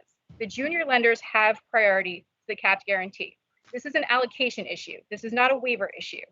And in addition to that plain language, the junior lenders presented emails from Bank of America, one of the original lenders in the transaction, that stated in no uncertain terms the junior lenders have priority to the capped guarantee. Emails from Wachovia, another of the original lenders, confirming that priority again was to go to the junior lenders to the capped guarantee, and the testimony of witnesses that corroborated that there was difficulty at the time this transaction was closing and the mezzanine market was in distress, and this allocation was necessary for marketing purposes. And if that was not enough, which it undoubtedly is, the junior lenders also presented the testimony of the two attorneys who drafted the intercreditor agreement, Matthew Robertson and Lawrence Ruslan, who testified in accordance with Justice Singh's April 12, 2016 order about the intent and meaning of the intercreditor agreement. And nothing in this hypothetical pot of gold the senior lender is seeking through this appeal will change any of those facts, nor will it change the fact that after a decade, all of the evidence adduced supports the junior lender's entitlement to relief, the testimony, the documents, the plain language of the relevant agreement. In short, there's no reason for this court to disturb the finality of this now 11-year-old case. And contrary to senior lender's position, there was no subject matter waiver that would entitle them to a non-party's privileged document. So at best at trial, there was a limited waiver found by Justice Ostrager, who then compelled Cadwalader to return and find documents between Robertson, Ruslan, and Feynman, and referring to section 15Q. The next day, an attorney from Cadwalader, an officer of the court, appears and represents on the record that documents that would fall within that narrow category do not exist. And nothing this court does is going to change that outcome. In addition, Robertson and Ruslan's trial testimony did not operate as a subject matter waiver, again, because it was the product of Justice Singh's April 12, 2016 order. So Robertson and Ruslan were compelled to testify in a deposition by Justice Singh over the objection of Cadwalader, who found that their testimony as to the intent and meaning of the intercreditor agreement was material and necessary to this case. And that's all Justice Singh decided with respect to that issue. It is this key and critical distinction, though, the fact that this testimony was court-ordered, that renders the entirety of the propositions in the case law cited by senior lender in this appeal inopposite. In general, when a client or the privilege holder puts at issue its privileged communications, the privilege is waived. That's not what happened here. The junior lenders have no more right or standing than the senior lender to put the original lender's privileges at issue, to either waive them or assert them. What the junior lenders did at trial was to present their case with the facts that were in the record that was sanctioned by Justice Singh himself. This subject matter waiver has been raised and rejected in the past. So at first, in response to the 2015 application to compel those depositions of Matthew Robertson and Lawrence Ruslan, the senior lender argued before Justice Singh that those depositions, if ordered, would compel Justice Singh to turn over Cadwalader's privileged documents to permit the senior lender to test and rebut the junior lender's assertions of priority. Now, that was referred to Referee Feinberg, and Referee Feinberg found that while those communications that he saw, there was about 30, were perhaps relevant, they were privileged. Justice Ostrager confirmed that report recommendation on September 5th, 2017, and this court affirmed Justice Ostrager's decision in December of 2018. And that was the first decision that I referenced. And following Robertson's deposition, the senior lender again raised subject matter waiver before Justice Ostrager. Cadwalader opposed it, and on November 28th, Justice Ostrager stated in no uncertain terms there was no subject matter waiver, and nothing at trial would change that. Robertson's deposition testimony at trial was his deposition testimony. Lawrence Ruslan's testimony at trial was identical to his deposition testimony. Nothing changed. So at bottom, the senior lender is convinced there must be proof somewhere that his position is correct.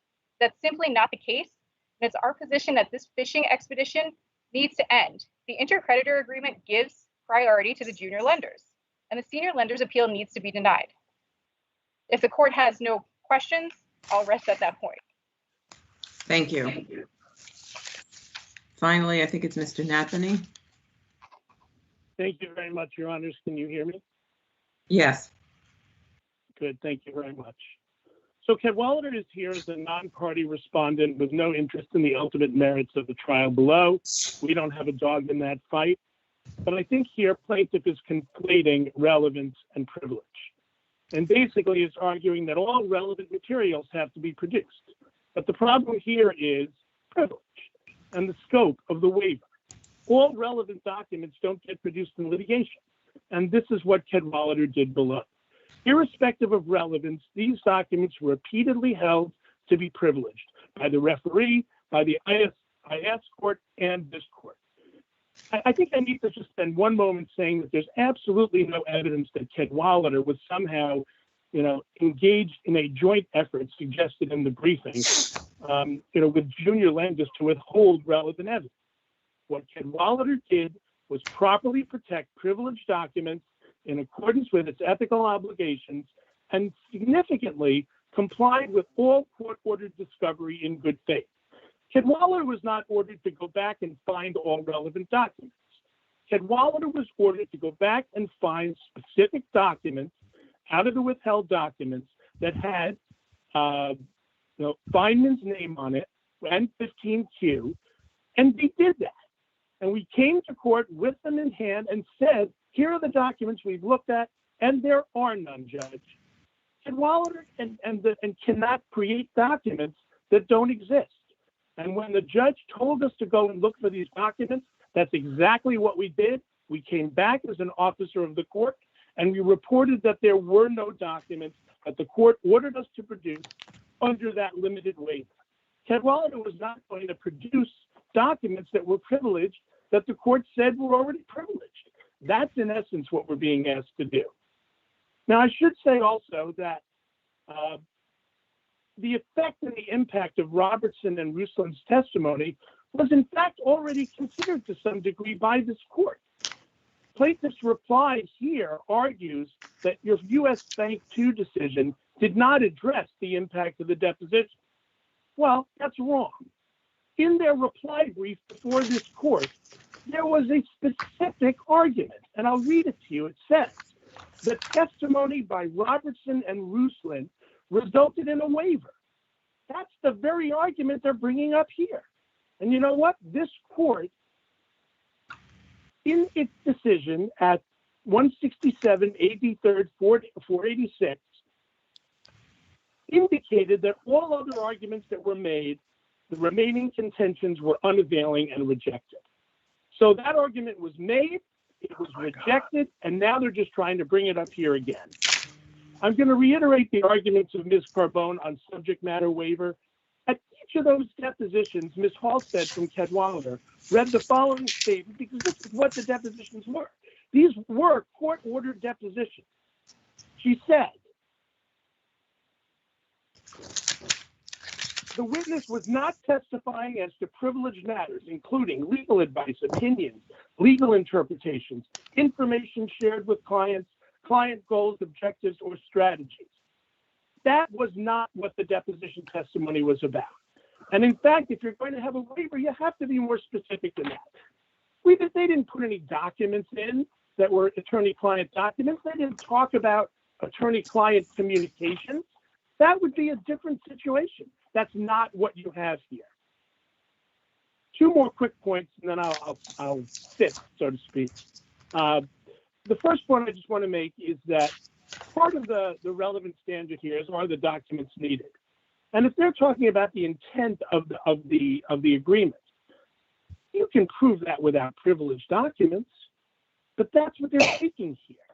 We produced so many documents. How do you prove intent? You can prove it through drafts that were shared with the other side. You can prove it through contemporaneous notes that are sent amongst the negotiating parties. Those are not privileged documents. What they want to do is invade the privilege, and that is what shouldn't be done. And the final point I'd make, which I think Ms. Carbone mentioned very briefly, was that, again, the testimony here was introduced by the junior lenders. And those lenders did not hold the privilege, and therefore the privilege could not be waived. Even Wachovia's action as a single original lender could not waive the joint privilege that was held by the three original lenders, Wachovia, Bear Stearns, and Bank of America. So with that, Your Honors, unless you have further questions, I thank you for the court's attention. Thank you.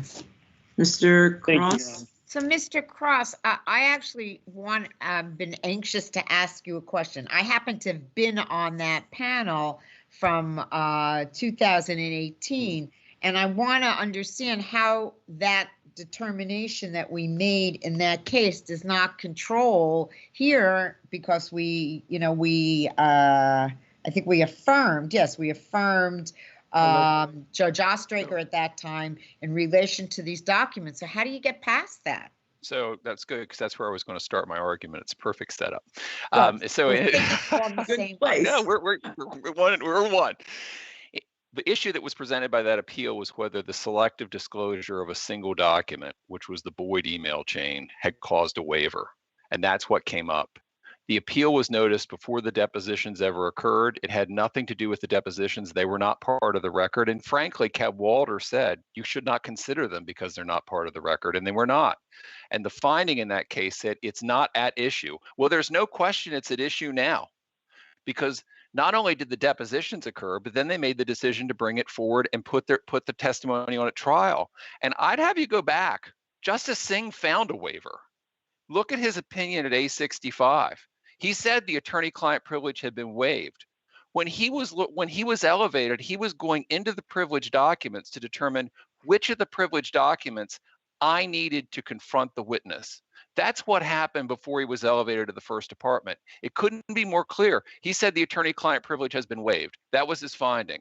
When we came up, we were saying, based upon this email disclosure, the privilege was waived. And the court said, no, you disagreed. You said it's not yet at issue, and therefore you could not reach that determination. And I'll tell you, that email that they cite, it shows you the damage here.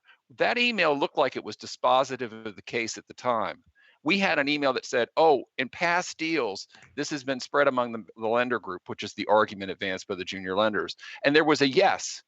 But you know what we found out when the unredacted portions of that email were produced, because the court concluded they were not privileged, there were intervening questions, and the yes answered an entirely different question.